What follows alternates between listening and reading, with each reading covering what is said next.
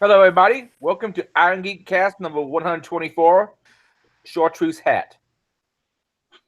And I don't have the okay. Yeah, don't Theme song. Unless you're the one that actually is starting the stream, it's hard to time that, man. Yeah, I know. It's all good. Well, how's everyone doing this wonderful Wednesday? Yeah! Okay. I'm feeling good. Whew! Charles, I already told you, you're supposed to go last. Sorry. I'll go last. Yeah, Go he's ahead. kind of hype, but he leads it off like a cheer section, and then as we go along the line, Yeah, it just kind of everybody goes more down and to more prayer. Yeah. Yeah, it goes Okay, I'll go downhill.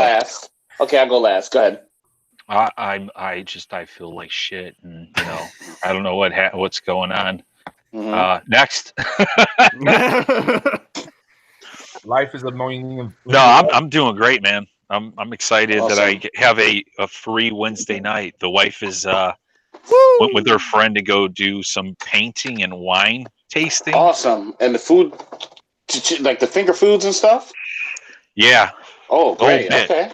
So I got- wine tasting. I got the free night, and she doesn't like wine, Nice. so Oh, we'll weird. see. That's beautiful. Okay. All right. Yeah. Does she like any alcohol, or she just doesn't like wine? Neither of us like wine. Oh, okay. Mm-hmm. Yeah, but we'll drink like beers and Mm-hmm. some of those. She drinks like the fruity girls drinks. Mm-hmm. So do I, Um, but that's just. Sometimes I will. That makes sense. I had some twisted tea last night Mhm. at that church event, so that was kind of cool. Mm-hmm. Nice. Yeah, I like wine too. Wine's pretty good. I mean, I like wine.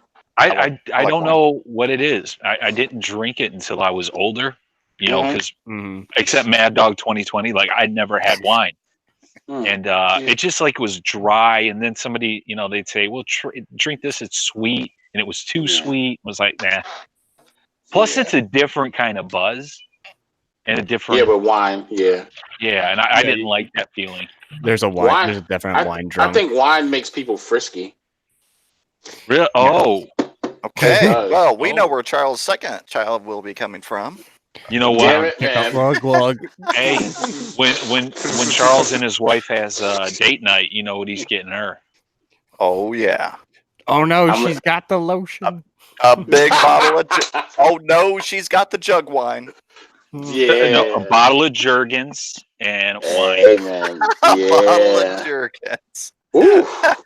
Mm-mm-mm. My fave. Anyway. Sorry, Chuckles. Oh, man. Who's next down the line? All right, I'll go. I'm doing well. I've had a fun time starting up a little stream on the weekends, but other than that, ready for a podcast. Let's do it. Nice. And I have a All webcam right. now. Wait. What stream? My own streams for like Yeah, his own code stream. and stuff. Yeah. Oh, I I'm was not on gonna talk there. about a whole lot. Yeah. But it's fun stuff, though. You guys should Yeah. check it out whenever you get a chance. It's, Hook me up with the awesome. link. Twitch. Twitch, Oh, yes, sir. yeah. My bad. You were on My Twitch. bad. Yep. I watched it, and we had some fun in the channel. I remember. Yeah, if you want to Yeah. come troll me with the rest of these guys, go to twitch.tv/ Yeah. Caprico's Cave. Me and I Jack actually- were in there. But I actually Doesn't didn't troll.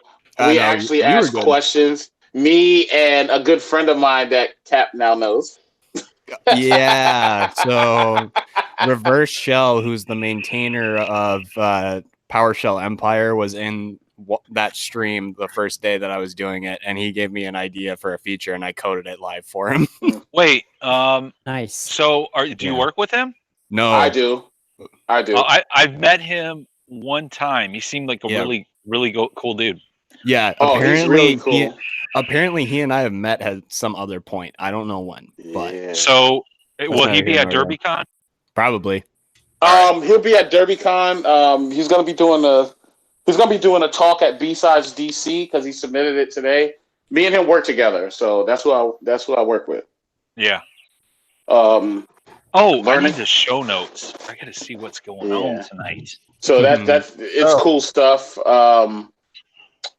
Also, yeah, so it's cool stuff. So who's next down the line?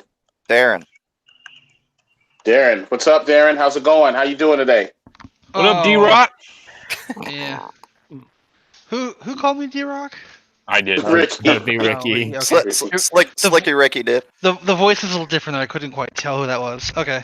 Well, I'm okay. Yeah. Just hanging in there. At least my work schedule's normalizing somewhat, so I'm not having any crazy hours again, thankfully. So no overnight calls Yeah, actually, I'm off on call entirely, so that's kind of nice. Cause forever. Oh, or that's just nice, like yeah. Yeah, Couple weeks. forever. At least for my current employer, it's for the foreseeable future, because they split us up to different teams. Uh-huh. We have the operations and engineering is like the build. So I'm on the build side now. So we pretty much don't get called unless it's like, oh, it's a really big problem. We need your help. Like, oh, it's specialized. You have the information. So Yeah, see Yeah. that is just awesome. I was on call Yeah, I for know, 10 right? years, and then coming off Yeah. of being on call, it's like, oh, and it's like, It- you can actually have a life again.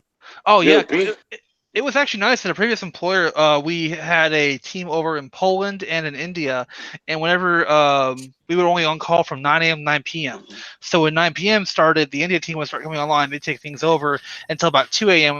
when the Poland team would come online, and they'd take it from there. So yeah, there was Damn. no 3 a.m. calls, none of that bullshit. Not my on call when I was working at NG was from 9 p.m. to 6 a.m. So I was on call. So some nights, and this was for the Unix environment that I was working with.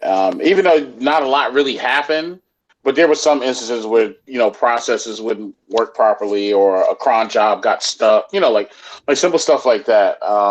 But you get that call at like 3 a.m. or 2:30. You're just like, oh my god. So I did learn a lot about like Law and Order and the late night shows, and yeah. What was Yeah, that more like a special victims unit or? Yeah, Special Victims Unit is my SVU. favorite. Yeah, SV is my favorite. It's always somebody getting attacked. So, but yeah. So good stuff, man. Good stuff. Yeah, very nice. Oh, yeah. Congratulations too. Yeah. Oh, Now Darren, that is awesome. Darren, don't you like D-Rock? Just surprised by that. It's all because I was like, what? So, it didn't really bother me. I mean, I've been called a lot worse than that. So All right. Okay. Raw. So who I we like got to next come down up the with line? nicknames for people. I think we got Jack. We got Jack. How Jack. you doing, Jack? Chicka Jack. Oh wait, what I say I was gonna call you? Jack? Damn it, where's Twitter? Jack must be will- busy right now. Be called Swagger Jack. Yeah. So Dude, okay, no. Swagger. No. Swagger Jack must be busy right now. So That's what's up, like Jack? Talk to us. Tux, you're ups. He's futzing All right, around. I was muted. So I got Yeah. Oh yeah. How you doing this Wednesday, man? What's doing up? pretty well. Got my my boy here, Richard. What's up, Richard? I see you in the background with your head down. Hi. what's Richard's story? Yo, Wait, let me bring out the mic. He's does IT stuff. He's a sysadmin. I'm a sysadmin. What's up? Wait, let me move his mic so you can. Yeah, I What gotta kind of talk that with you a means? bit, Tux. See what you're all about All Yeah, right, so Ri- I'm all about after the I'm a cast. Unix breather, I guess. I live and breathe Unix and Linux. IoT. I met your friend. And hey, So you're like the rest of us. Good. hey, introduce yourself. What are you all about? Yeah, and which one of y'all is the bottom? Find discovery. Wait, can you? My man. Did you? Oh my God. He just Love you, Jack. Clap. Your So friend, go ahead. your friend, Tux, what's up? Yeah. So I don't know. Any other tidbits, Richard? I came a long way to get here. You may want to repeat what you said before because we couldn't hear what you said because Ricky was roasting you. That wasn't me. That was Jack. Oh, it's Jack. I'm Right, sorry. I Yeah. didn't even notice you guys roasting me and all that shit. So you're a sysadmin, but what's your specialty? Linux, Unix. Okay. Sweet! BSD. Woo-hoo-hoo! Yes. Are you guys both doing like security work functions? Or you just kind of getting into security? I kind of just do some pen testing a little bit on the side. Awesome. Okay.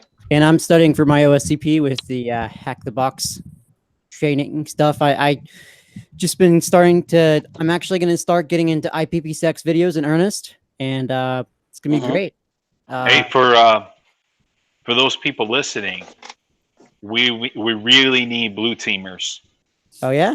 a purple team myself, but far too many people glom onto the red team and You need some the security analysts? superstars. Yes. Definitely need experience in that area, but gosh darn, the blue team really needs some people excited about it. I like doing both, so Good. I'm happy to do both. So join my team. I am purple team for life. All right, I am looking for a different job. So You're trying to look. Job. Hey, if you're gonna offer me a job, go for it. Yeah, where do you?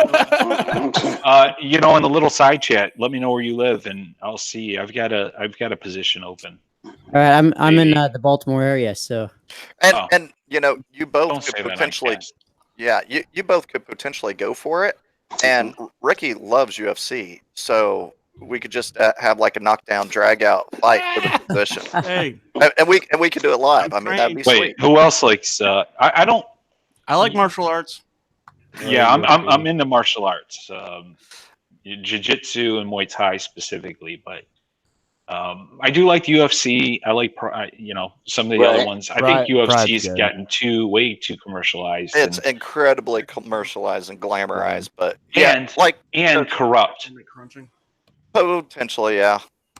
I mean, because there's huge money in it. Each fight is worth more. Did somebody else say corruption? Did I hear? As I was saying, I thought I heard either it was me echoing or somebody else said it too. I echo that. Yeah. I mean, because UFC now pays more, I think, than almost the vast majority of like title boxing matches too. Well, good. Those guys should be getting paid a lot of money. The only reason I'm still watching any USC event is because Joe Rogan's on there. Yeah.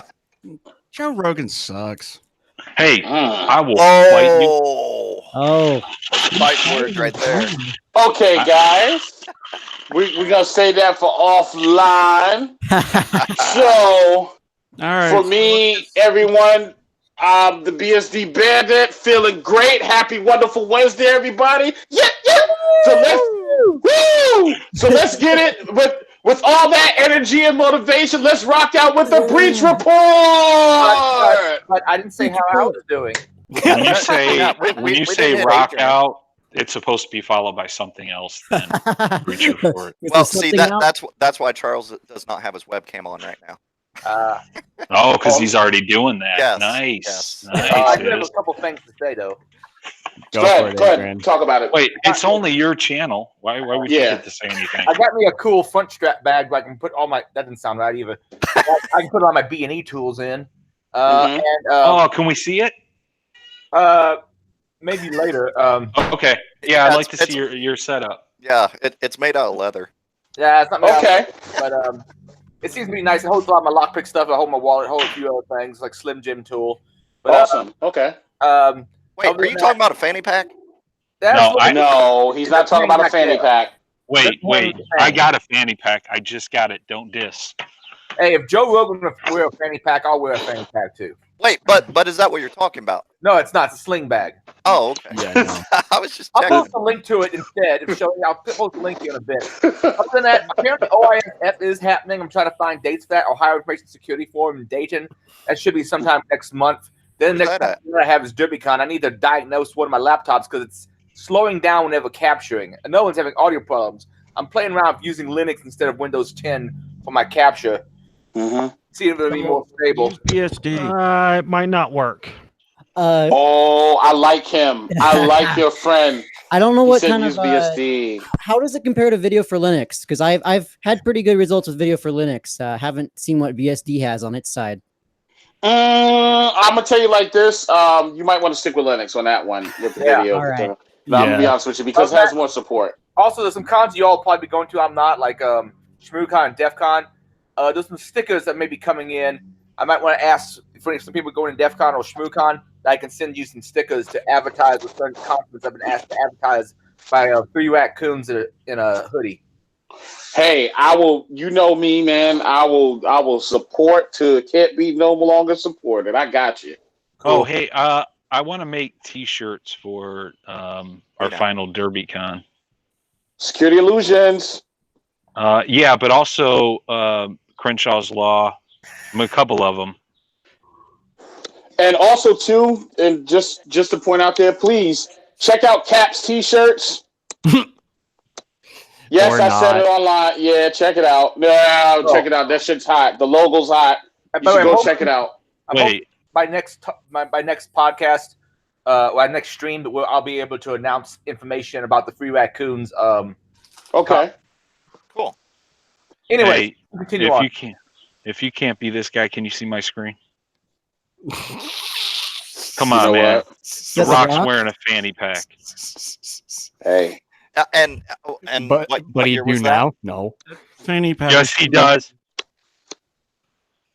No, All right. Okay. I know somebody pretty big. Most of us know him who still utilizes fanny pack at least whenever he goes to the gym. Mm. Yeah, I wear a fanny pack. Okay. I don't. So speaking of fannies, let's start fanning some of these breechies. Yeah, let's hit the breach report. Breach Oh, report. That was yikes. Yes, another All right. amazing segue. First- So, on the breach Breach and report, fannies, yeah. first up, Lake City, Florida. So another city in Florida. Wah, wah. This is either first or second. I don't Uh-huh. remember which one this is, but within This is first. Yeah. is this the first one? Yeah. Yeah. So in the last week, we've had 2 cities in Florida, and I Mhm. threw this one on there since they actually paid the ransom. Ended up being about 500,000, and they are paying the ransom. From what I understand, insurance is paying about 99% of it, and they're paying like 10,000. So Just looking through it here. No, to see if that's in here. I don't see it in this article. yeah, and then last week, Riviera Beach on the Atlantic coast side in Florida agreed to pay 600,000 to recover. So, I mean, we always advise do not pay the ransom, but too, if you are a corporation or a company, make sure you are getting some type of insurance. From a supply and demand perspective, if nobody ever pays a ransom, there will be no need to have ransomware. But you know what? But if you have piss poor backup solutions and you don't plan these things out, Well, I think that's the point. Is if you're following the recommended backup 321, you should need to pay out a ransom, right? Correct. Yeah. You say, Yeah. "F you, Yeah. I've got backups. Target me another way. Bring it." Yeah, but even at that point, doing a straight backup, they would still be. You still have to look and find the patch and where they came into. You know where it's hard hitting is when it Mhm. hits, Small like highly mom-and-pop. targeted individual laptops. So like an executive's laptop. Mhm. And maybe a company doesn't have a backup strategy for laptops and desktops. Right. Maybe they just worry about their infrastructure, their servers, what have you, and leave aside the user endpoints. And a lot of times, a ton of valuable data is there. Well, even with like the bring your own data or bring your own device programs that are going around now too, that's aren't they? How many companies do you think that have that policy actually have like, okay, here's a backup drive, back up all your sensitive stuff to this, and only use it? Well, but with that's the this? thing. Whenever you're doing like a BYOD, you are working out of box. You're using O365. You're using G Suite. You're using one of the cloud-based things. Yeah, everything should it's be very- siloed. Yeah. Because Your that's not a applications- delivery method for anything. I mean, it is. So But BYOD is kind of dying out. Right. Fewer and fewer organizations are using it, but I mean, there are companies like Code 42, and I'm not a super fanboy of that product, but it is a simple solution for user data backup, and it's secure. It's in the cloud. You could recover single files, whole images, that sort of thing. There are solutions like that out there for user desktops, and it's priced pretty fairly, and they do have like some DLP capabilities. So there's things out there. First worry about your core infrastructure, Right. because that's where the pricey stuff is going to be. But if you got an executive or HR or somebody in finance who's keeping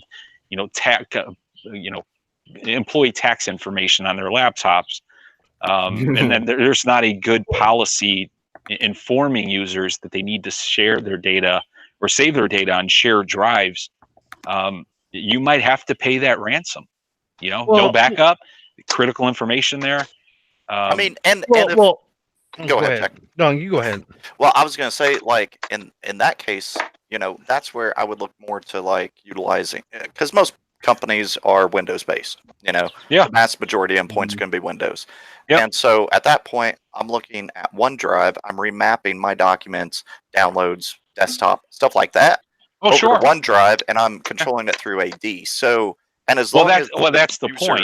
Yeah, as long as the user isn't a local administrator, they're not going to be able to access other areas to even download and do crap in and store data in. Yeah. Right. Now So, we're talking. So we're using best case scenario here, with companies planning ahead. Exactly, and companies have to plan for this. They do. They really do. But a ton of them are not. Oh yeah. And the riskiest pieces, obviously, is your core infrastructure. But secondarily, it's going to be user devices that they don't pay a lot of attention to. Yeah. So, yeah. I can't believe it is current year, as some people would say. And current year, and we're still talking about ransomware impacting large organizations. Well, I mean, we are going to be talking about this for the next 5 years. I know. Well, because think about it this way too. You've got Windows 7 still running around. Windows 7 is going to go out, maybe. You still have but XP. Then government. Yeah, we still have XP. NNT. I'm just talking of like end of life. And it's like and that's all government side. And this is like right here. This is all government side. To be fair, we're still talking about Word macros. We're still talking about macros within Word documents and still having issues with those. So, go ahead, Jack. I have a couple experiences with the. Jack wanted to hop in here. Okay. Well, he left. What you gonna say, Richard? I have a couple experiences with the ransomware. We've gotten hit at least 6 times. I've lost count after 6. And the keys to it were catching it early and good backups. We have a very layered backup solution. What we wound up doing was restoring from the shadow copy. And that's what saved our ransomware 6 times, though. Did that ransomware make its way to infrastructure all 6 times? Yeah, it hit servers and core. Holy shit! You don't need to explain where and how. Yeah, definitely. Yeah, definitely don't say where or anything like that. But 6 endpoints. Okay. Was it the same attack, Richard? Did it always come in via phishing, or did they use different tactics? It was phishing. It was an Excel macro. Okay, so that's user training. That's. I mean, it is and it isn't. I mean, it is and isn't. User training will probably eliminate, 90+%, but there's always going to be that one click that happens. I mean, as much training as you give a user, there's never going to be a user who 100% of the time will not click a fish. No, I totally agree. User did was the technology's coming out to assist with that. To talk about one company in particular, a lot of them have this, but like you guys are familiar with Proofpoint and their email filter gateway. They've got a product called Traps, which is their threat auto pull response system. So what happens is, a malicious item gets delivered to somebody's email box. It was analyzed, but it's unknown. So they deliver it. And then they may later sandbox it. Depending on your policy, you might not want to hold the document to be sandboxed for like 10, 15 minutes because someone could be waiting on it on a call with, whomever. So it'll sandbox it. If it finds threats or other intelligence comes in, it pulls it automatically from everybody's email box within that infrastructure. Now, they also have a product, they purchase Wombat, so they have a button within your email client, and if somebody suspects an email's fishy, they can click it, it'll reanalyze that email, the attachment, sandbox it, and if it finds it malicious, it'll pull it from everybody. Again, you still have problems with the single user click, but things are getting much, much better. And then you've got companies like Mimecast, who strip all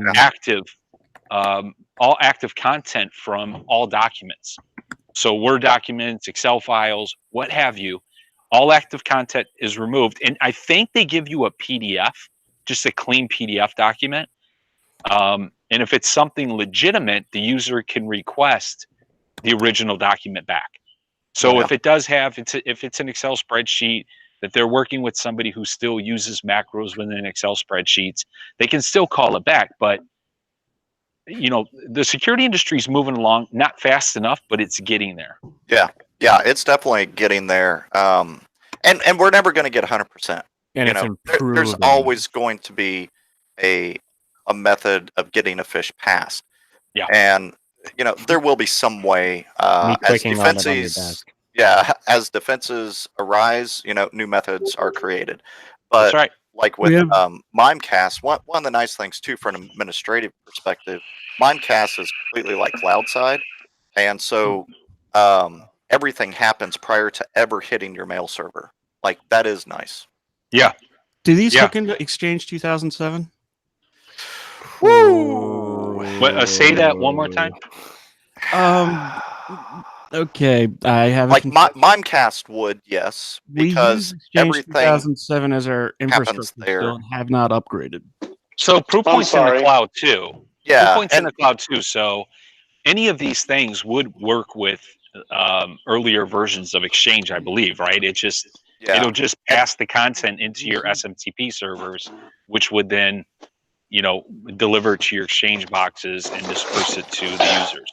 Yeah, really where you're going to hit issues in this day and age is if the company is still interacting directly with the Exchange build.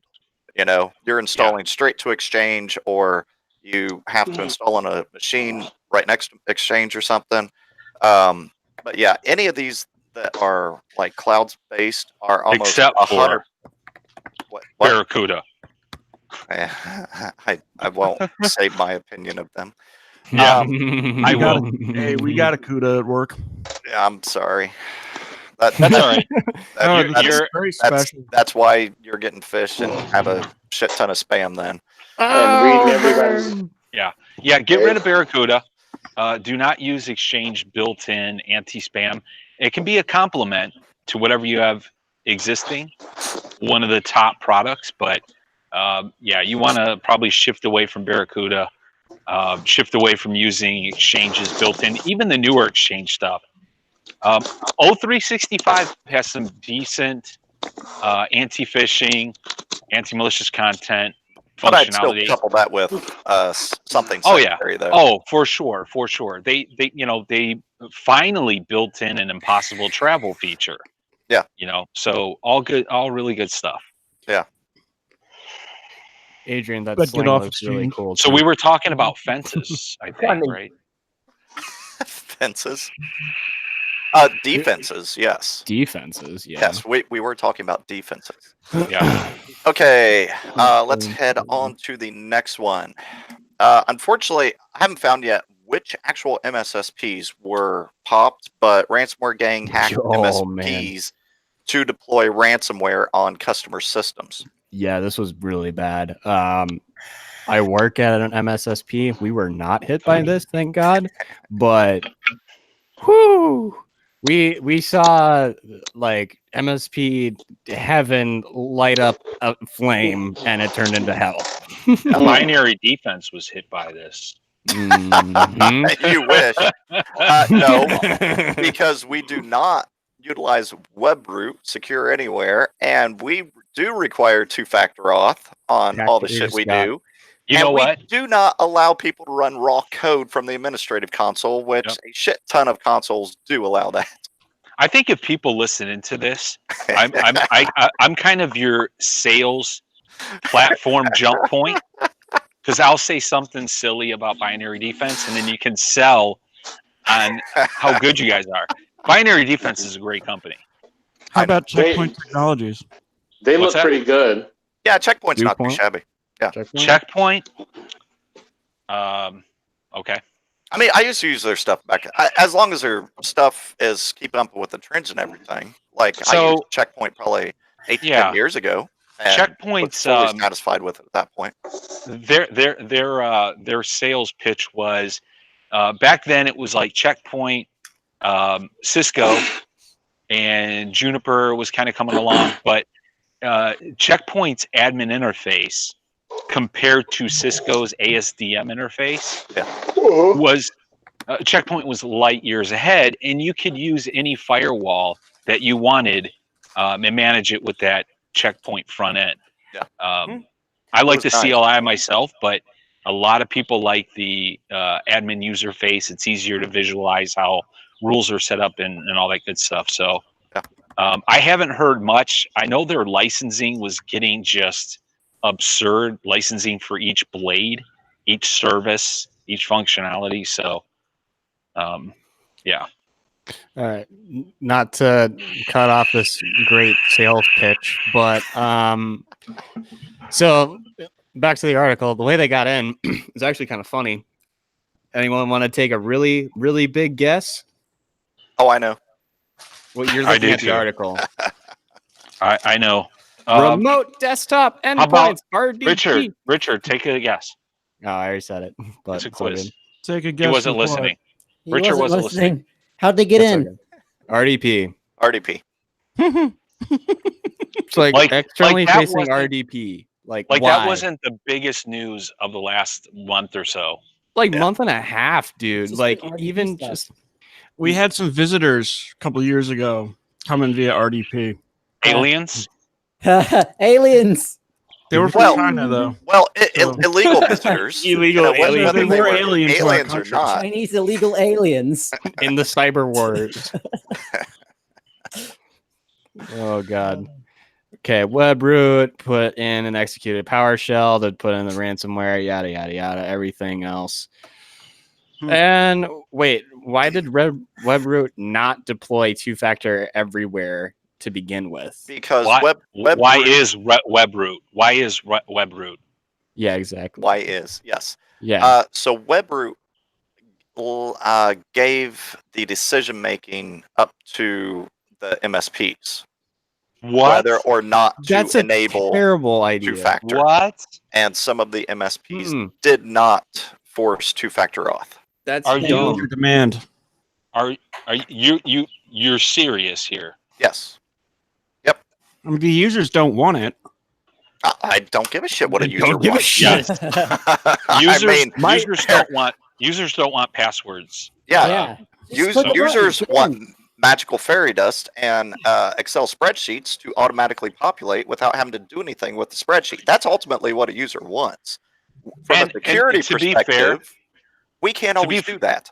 That's right. And to be fair, when I am talking about users, I am talking about either very arrogant ones or very naive ones. A lot of users want to do what's best for the company. They do their due diligence. They follow all the security awareness protocols. They do a good job. So not a blanket user term. Most The of the time. arrogant and naive ones, yes. And Yeah. two, I don't want anybody to think this is just like accounting or HR. You will find the same arrogant types of users who just want to think that they're top of the world and click on stuff for fun and then realize afterward that, oh, that was real. Who are in IT? So just because somebody is in IT, don't put it past them that they will click on a fish, that they will not want to utilize two-factor. I actually did get fished once, and I nuked my PC like within 2 minutes. Wait, Yeah. not good from an IR practice. Yeah, because Well, we're a smaller organization too, so we don't have the resources to do things that larger organizations can do. No. I'm messing with you, but yeah. So yeah, that's fine. A lot of companies will do the reimage, turn and burn. nuke, that Yeah. sort of thing. Yeah. I like to mess around a lot on these, but if you want some advice on incident response when you get hit with something like that, I'm more than happy to talk with you about that. Yeah. One thing with the politics on incident response, at least in my organization, they're just pieces of paper. We never actually follow them. So you got So you got incident the response plan. So you got the compliance down. We have the compliance side down, but Yeah. the actual technical side, it's running around with our heads cut off and hoping this all goes away. So there's an incident response plan, which is kind of like the overall, here's our context in case of a breach. Yeah. Here's how we categorize things. Here's how we score various incident risks. If you're a manufacturing organization who has, or you're just a regular organization, you have key individuals in individual plants or offices. You have cell phone numbers. Yeah, that would be the context thing I mentioned. Yeah. We are actually, but you You'll be have all that scared, information. You have all that information in a plan, and then you have a policy that kind of directs how people should engage with you. Aside from that, you build playbooks, and playbooks are instrumental in incident response or other types of activities, and that's specific to a type of incident. So a malware, ransomware, a phishing attack, you have step-by-step instructions on what to do. You follow that. You don't want to be bringing out an incident response plan that's 30 pages long or longer when you're in the middle of an incident. Nobody's going to want to read through that. You grab your playbook, you run with it. Yeah, you juke, and you. What are we to pass. do if we're a smaller organization that just doesn't simply have the Ricky, the culture buy-in to do it, let alone the money? Well, let alone the money. Can I say something here? Okay. How do you help build that playbook? Can I say something here? Real quick. So that's when you guys have you guys hired out a third party to do a pen test on you guys? Negative. That's your ammo, because then when you get that report, you say to them, like, we can figure out what phases that you want. So you want phishing, network, all that stuff. And then you can take a report and send that to them. Actually, I want to correct that statement where we actually had our parent company do a pen test, but no outside firm. Okay. I alone have found several issues with our software. I brought them to my boss, but what was most alarming about the most recent one was I was told to keep quiet about it. So that's why you didn't have a third party do it, because then you would. All right. Okay, so you need a third party to do it. Cap is right. That is good ammunition to say we need to build even a small incident response capability in-house, but it's not that expensive to build specific incident response playbooks. Meaning, when you get a piece of when you get hit with malware, what do I do? What should I do? And it's just a written document. Now, you can employ things to automate that. Like Phantom has a small business community edition type. It's a SOAR application, so it does some automation.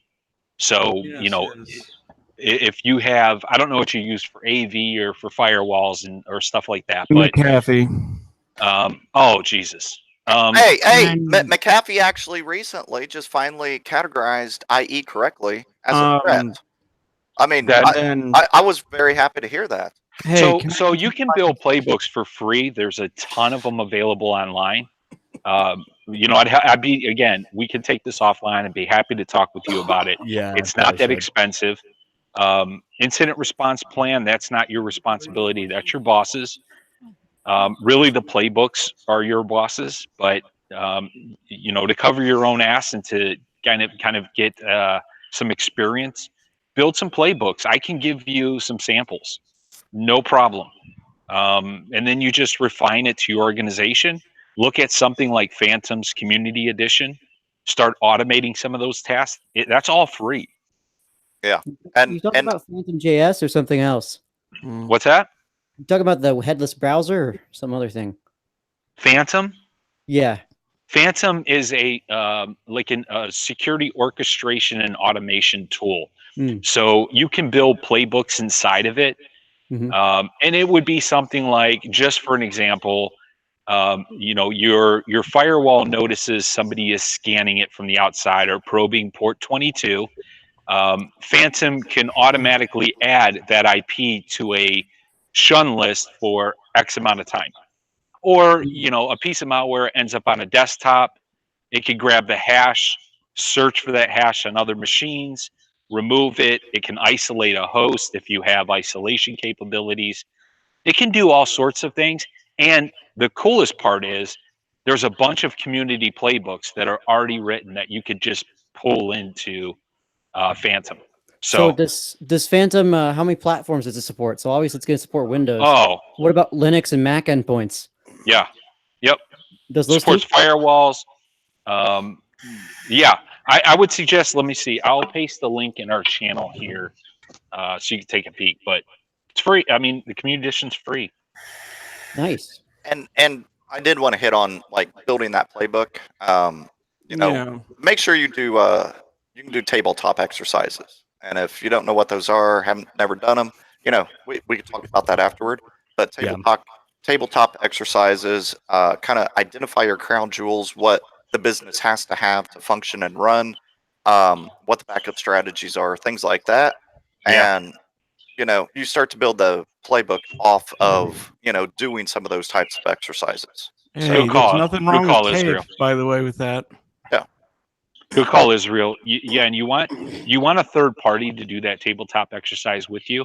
Don't have them do a live fire at this point. It does sound like you're ready for a live fire tabletop. Yeah, no. Have them come up with a scenario, something like the FBI has come to your office and said, you've got a system on your end that's communicating with a known Chinese espionage for whatever.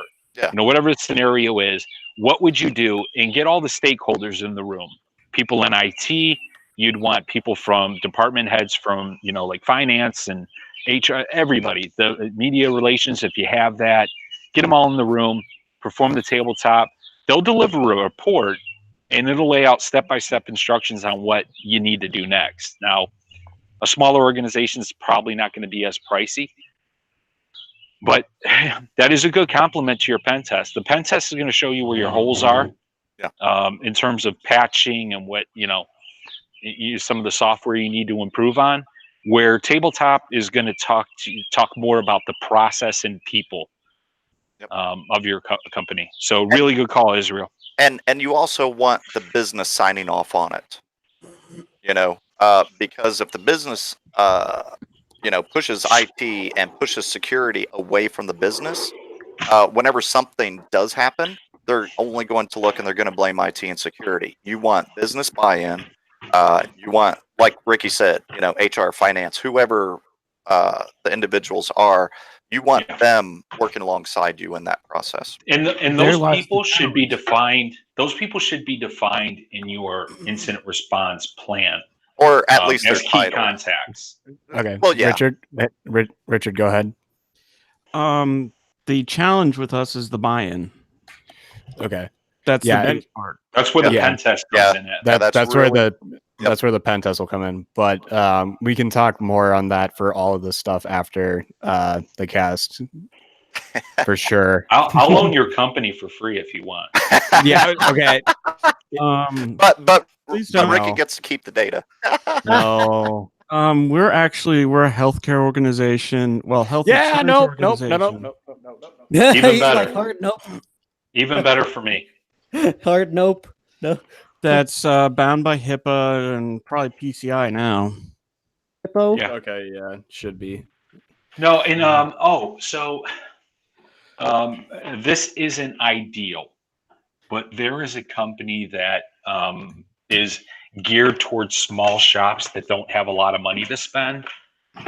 Now, granted, everybody on here who's a security professional knows this is not ideal, but they have an AI-driven pen testing software that's then analyzed by a real analyst. But it's cheap, and it may highlight some areas that you guys really need to take care of, and then you can convince them maybe to do a real pen test by a third party. I'll Hey, hold my opinion on that until after the cast. Yeah. No. There's a You guys know that I would not suggest that if it didn't sound like they were strapped for cash and don't have buy-in. So that's the only reason why I would suggest that. You need a third party to do it, so it's discoverable. Because I'm sure that the pen test that your parent company did is protected by attorney-client privilege, not discoverable in case of a breach. It was a very weak pen test, I think. I'm surprised that you guys aren't required to do one as a healthcare. They are, but Perfect. since they have a parent company doing it, We're not that gonna go signs that off. deep But yeah, into their But shouldn't the parent company should have a regulatory regulatory need to have a third party do a pen test, and it seems like that should cover their subsidiaries. No, I'm not sure. Not always. I'm not privy to that information. Yeah, that's fine. Something if a to parent ask. company is completely. There's multiple Our, companies I know of who the parent company is separated by stocks, by legality. Oh yeah. But It depends. still It depends. share, It depends on the relationship. computing resources. So, But I mean, let's go ahead. Rick, Yeah, let's we're move gonna on. we're gonna drop There this. you go. Next week report. hey, don't you think listeners enjoy this banter?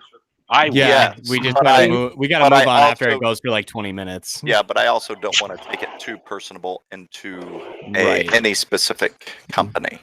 Yeah. We're talking about binary defense. Oh, I know.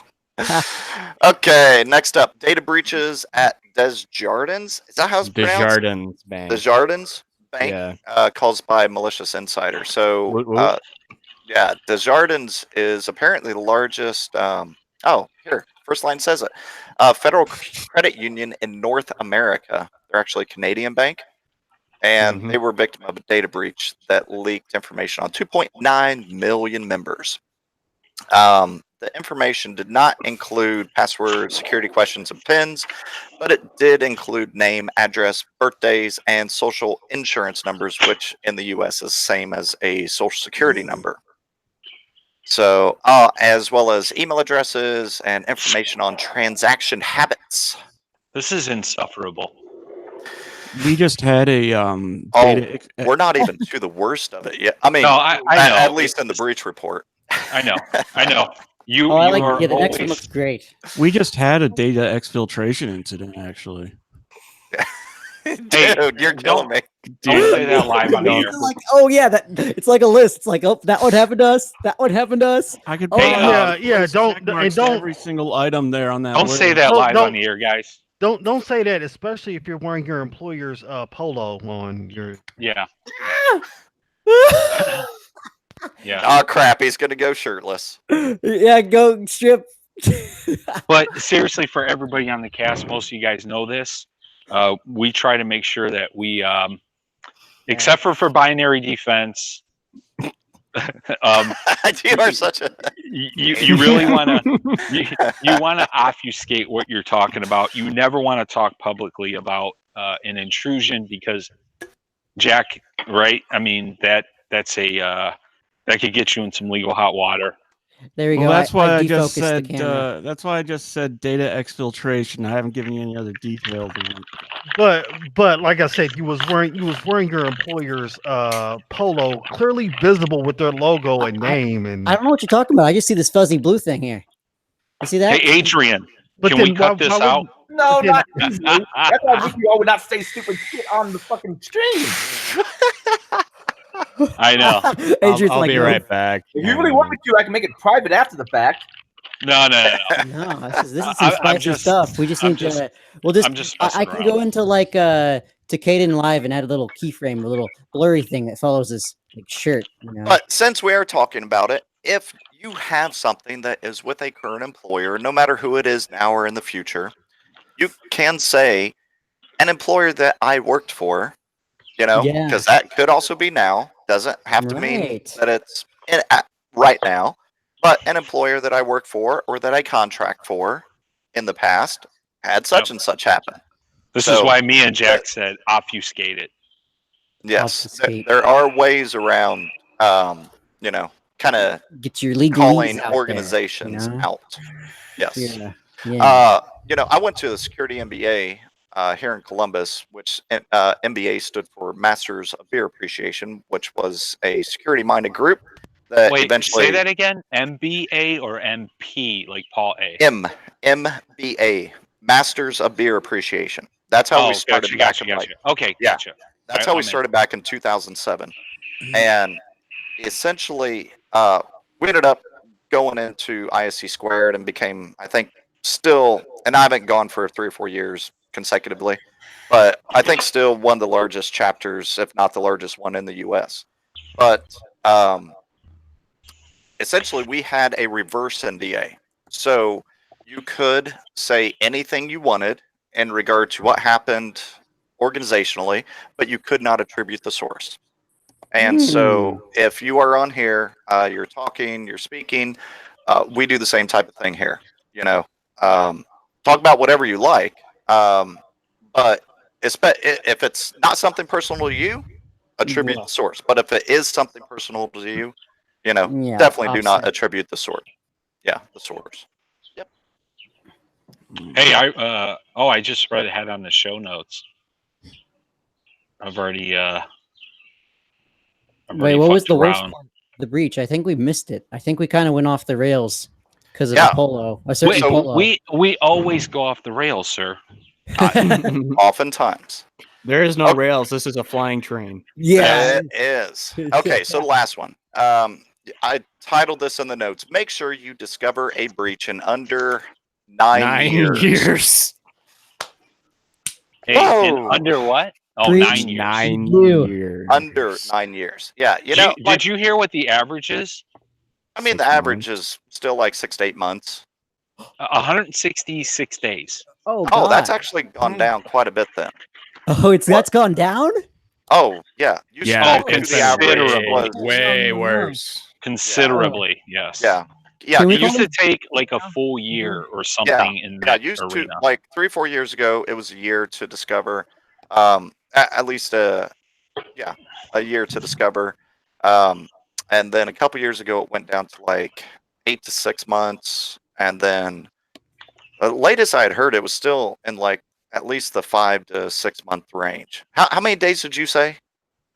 126 is what you said. 166 is. Oh, 160. 166. Okay, so we're still sitting around 5 to 6 months. 5-6 months. Yeah. But yeah, Dominion National. Yeah, this was a complete failure. Sorry, I just want to correct myself. From Varonis on the in March of 2019, they have it as 197 days to identify and 69 days to contain. But I just watched a hey, Irongeek recorded this session where On the scanner. what the hell? Just keep going. Where the guy was talking, he said 166 days. So it potentially went down. Varonis maybe a little off in the time, but it's similar, right? I mean, Yeah. 5 to 6 months. We're still talking about a stupid amount of time. Yeah, Mhm. but we're much better than we were before. The one just before we get into this, the interesting piece he mentioned was that this company had been breached. They hadn't discovered it. They put in some EDR tools, some better defensive tools. They detected a breach and then found one that had occurred years before. The same people had put in some persistency and got back into their environment years later, and they were caught. So you could be breached, not know about it, get breached later, find out about it. Unless you have the right people on staff, you might not know about that original breach, the thing that caused it all. Yeah, I mean, like with this one, I don't know if it's in this. Let me see. That's where forensics comes into play. Yeah, I don't. know if it was this one. One of the breaches tonight, whenever they made their way in, and it may have been this one, they got tired of using, the long drawn out method every time they want to get back into the systems and work their way through. And so they actually installed their own VPN on one of the web facing servers. Yeah. And so that they would have direct access 100% anytime they wanted. So- I was like, holy, like you are not even watching your systems at that point. Have a similar one to that. We were engaged to pen test the company. Yeah. We were given a go ahead to do social engineering, everything. Which Cap, you do pen testing now. A lot of clients won't agree to social engineering or phishing tests, things like that. Or it's very limited, and they highly scope it. Yeah. This company was completely open. They were like, yeah, do whatever you want. Social engineered our way into the building, dropped off a headless desktop, plugged it into one of the empty cubes, into a network jack, we had a wireless, wireless connectivity. It was connected to their network, and it was there for 60 days, unnoticed, while we gathered every types of data that you could think of. You should have done a nice. Wait, how did it get into the organization and plugged in? Did you guys do it? Yeah, walked right in. Oh, okay. Walked right in the door. Okay. So dropped it off. So at the a desk. physical security sucked too. Physical security sucked. The fact that they didn't notice, they didn't have. So we plugged into a PCI port on top of it. What? So one of their ports that connected to their PCI switch. Yeah. Which should be, so you should have those sticky MAC, right? PCI ports, sticky MAC. If something tries to connect to it that doesn't have the approved MAC address, it should shun it, not let traffic come through. And then you sit out in the parking lot, you're connected to Wi-Fi, and you're just pulling whatever data. You're bouncing around. Found a help desk user. Somebody was deploying a laptop. So that had a DA on it? Oh, dude, it was like admin welcome one. domain admin. And I mean, they could have secured it. It could have been, welcome 01 exclamation. Dude, almost all companies use welcome one as their, deployment password. It's super strange. And then on top of that, so you get DEA, they had a company that they purchased, and they had a two-way trust between domains. And one of the domains had the username password.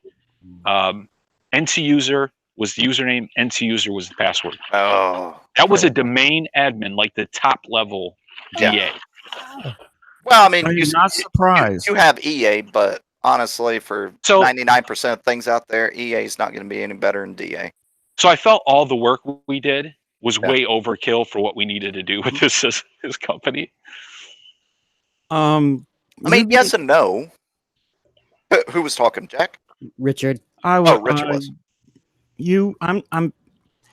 If this was a smaller organization, I wouldn't be surprised to see this. It was pretty large. yeah. And see, that's the thing with a lot of security practices. You will find this. I mean, normally you will find more in smaller organizations, but you will also find it in largers. I kind of disagree with that. I don't. Smaller organizations, because they understand their environment, they don't have much to work with. Usually those ones have a bit tighter security than very large organizations that don't have enough security staff, don't fully understand their infrastructure, have sites all over the world. Those ones seem to be the easiest to mess with. How about Cappy? Have you been on large and small now that you're doing pen testing? Sorry, my mouth is full. Hang on 1 second.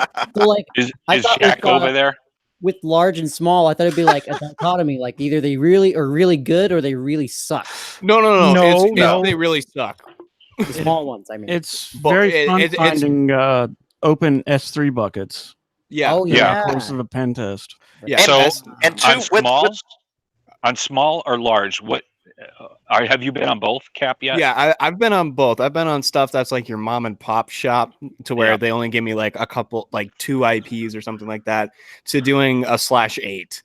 Okay. And /8 can be very worse, right? I mean, that's my experience anyway. because the thing is, when you're in a /8, it takes so much time just to document and find all of that stuff, which is why they come to third parties. They need to keep business practices. If they take time out of doing that, they come to us. But yeah, these /8s it's will like- have a security personnel of like 10 to 20 people. Yeah, that's the hope. And then the rest are all desktop support. Yeah, exactly right. But from my experience, it's the same on both sides most of the time. There's it depends on the scope. It always depends on the scope. How much that you give to a pen tester or to what you're looking at is going to define what vulnerabilities are actually there. So doing a full audit is going to be time consuming, and you get everything, but processing, that's the biggest issue. Yeah, I would ask Adrian, because I think Adrian would know better. I've been distracted. What do you? What's the question? It's all right. Me and you, I think you and I have done pen testing the longest on this cast. Although I split off 5 some odd years ago to focus on more purple team stuff. But we were really talking about the small company versus the large company and the differences that you see in security.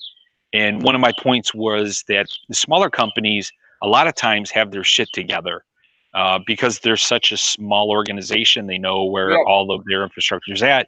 When you get into the large ones, you got the small security staff. They don't know where all their assets are. They don't even know high target or high value assets are at. There's a lot more surface area in a big company, and you have some employee off someplace doing something weird that the rest of IT knows about. There's a lot of rogue IT in a large organization. Yeah, so I used to find my best shit in large organizations.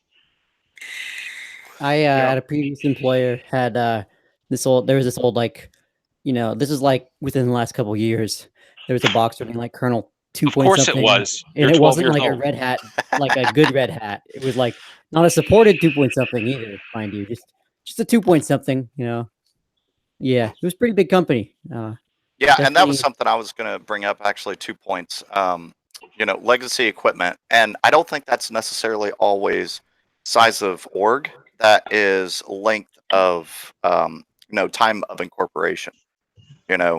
Because you end up having a lot of legacy stuff, so that could affect both small and large. Yeah, it spans both sides. Yeah, and you'll find with a lot of legacy software, the vendors are not very willing to upgrade their software to work with modern best practices. Particularly and with in CNC a lot, machines. The vendor may no longer be in business. Mm-hmm. Yes, that too. Yeah. Well, yeah. So Spark is a legacy system, right?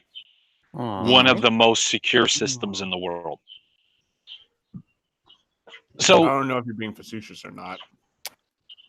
No, it's Solaris, Vax, Solaris, yeah. Spark. Yeah, those systems are still kind of secure. It's kind of funny. Yeah, it's like as long as they were set up correctly upon implementation. Oh yeah, for sure. Implementation is key and everything, right? You could have a Windows XP box that is, I wouldn't say unpenetrable, but a fortress. You could. You could. Well, okay. You could have a Windows XP box that had local firewall running. I got you, Darren. That runs from one IP, local IP, to one other IP. Yeah. Or gapless or whatever. Yeah. Yeah. Go ahead, Darren.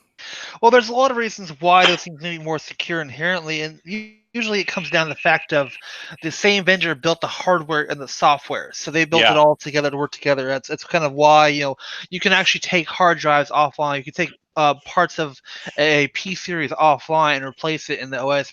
You can do everything but the backplane itself in the OS without any kind of downtime. You can't do that on x86 so much because, again, different hardware, but at the same time, too, the reason it's more secure is because no one focuses on it. I mean, those kinds of systems are in decline, especially VAX and OpenVMS and Solaris because they're only used in limited environments. Linux is becoming more common, so it's getting more and more targeted. Yep. That's why Windows. That was going to be you make a good point. Like once every month, and that's an excellent one. Yeah. And hey, whoa. whoa. But Ricky shows up once every 2 to 3 months. So yeah, I'm sorry, guys. Yeah. It was so you're absolutely right. For a time, people legitimately thought Mac and Linux were the most secure operating systems. Yeah. But some people, yes. Yeah, some people. But they were targeted so infrequently as opposed to Windows. They're immune to those millions of viruses. I mean, come on. Yeah, because I'm going to look at market share. Yeah. Oh my God. I have a story after the cast to tell you guys about something related to a Mac system. All right. Oh my God.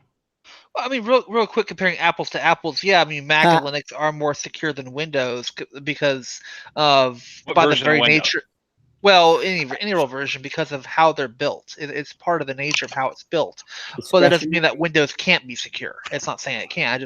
You have to actually look at the architecture of how it's built. Yeah, Unix by its nature is built for that. In the spirit of the argument, I can't people acting as if Mac and Linux were immune to attack because they were the most secure OSs. They're immune to millions of viruses. That's called fanboy hyperbole, which is present for any OS. I mean, we got Charles on here who's a fanboy for BSD, so Yeah. No, for sure. Yeah. There's so many externalities that factor into the security of a specific OS, software, application, what have you. So it's difficult to argue. I like it when like people that don't know what they're doing, they just go into Linux and like, oh shit, it's not working. 777 everywhere. It's my favorite. -R777. Oh yeah, recursively, just everywhere. Yeah. And set owner, make everyone a member of all the groups on the system. Oh yeah, you got to be in all the groups. I mean, you got all the popular kids are in all the groups. You gotta. Have a this isn't like how about this? Many there. How about this? How about Kali still runs everything as root? Yeah, but that's like team hacker tools are always like but I mean, you got to think too. Kali is not meant to be up and running 24/7. It's meant to be up, but as well as I do, people use that as their primary OS. But still, it is it's a very bad habit to get into to run all of your applications as root, especially when almost all of them will run under a normal user. Yeah. Dude, I think I'm scared just having my web browser under the same user. Should I see all my shit? Should I run? So I should run my web browser as root. If you're using Kali, you're gonna have to. Yeah. Yeah. How about VLC? Everything. Put you know what? Everything. Put TeamViewer on there. NAT ports through your firewall. You'll have a good time. I mean VNC. I mean. Let's have a little party in this box. And make sure that you have it on a VLAN that has full access to infrastructure. So we are being 1,000% facetious. Like, you know what? Hackers might just give up on it because they're going to believe 100% it's a honeypot.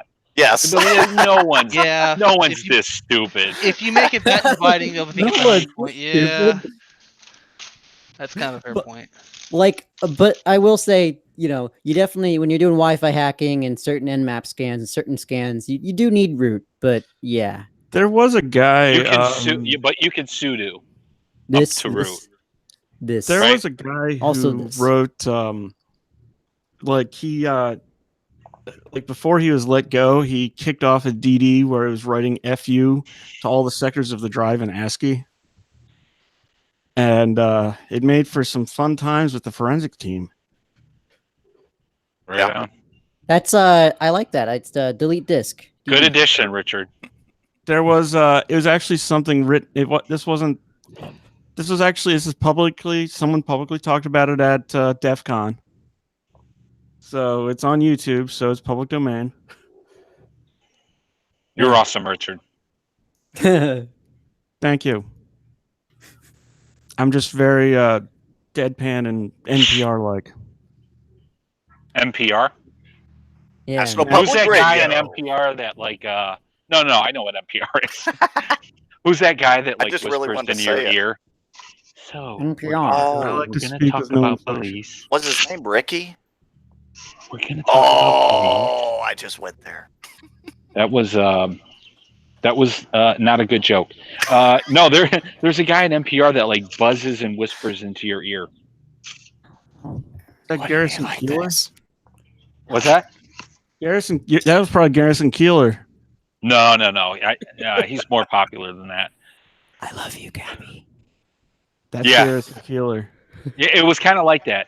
So we're gonna talk about police today and the accidents going on over there. That guy. NPR Oh, can is this be guy? weird. Is this like a Baltimore station guy? NPR. We don't need to dwell on this. This is a national It's NPR nationally guy. syndicated. Yeah, the everywhere. syndicated NPR Hey, guy. satellite. So Adrian knows who he is. is that the one that like Molly Shannon and what's her name on SNL did the NPR skits about with the Baldwin brother? You know, Probably. Yes, they did. Probably. those are still some of my favorite skits. Yeah, I Like don't those. listen to NPR anymore. I used to have it as my morning wake up station. I have no idea how I got set to that, but that is not a good morning wake up station. No. No. If you're in Baltimore, WBAL. W Ball. Balls. Whiskey balls. I resent that. Balls.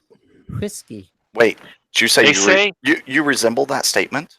I They resent say- that statement. NPR does whispering into their broadcast as to not give any emotion to particular words. Bullshit. Is his name Elliot something? Elliot Spencer. Fuck, it's gonna matter. Elliot Gould. It's gonna be Spencer? Elliot Gould. I don't know. Anyway, it's one of those guys that buzz into your ear, and it's this ASMR or AMSR, whatever the fuck it is. How do people ASMR. enjoy that shit? I tried listening to like 2 of them, and I was going batty insane. This is a weird conversation to go into. Yes. Thinking we're Like derailed again. 98 Rock in the morning. I needed stress relief after all this bad news of Oy vey. continued Ransomware. nonstop ransomware and bullshit. That Yes, I think Charles should unmute and talk about all the containers. I actually put that in here. Oh, you did? Yeah. Oh, So okay.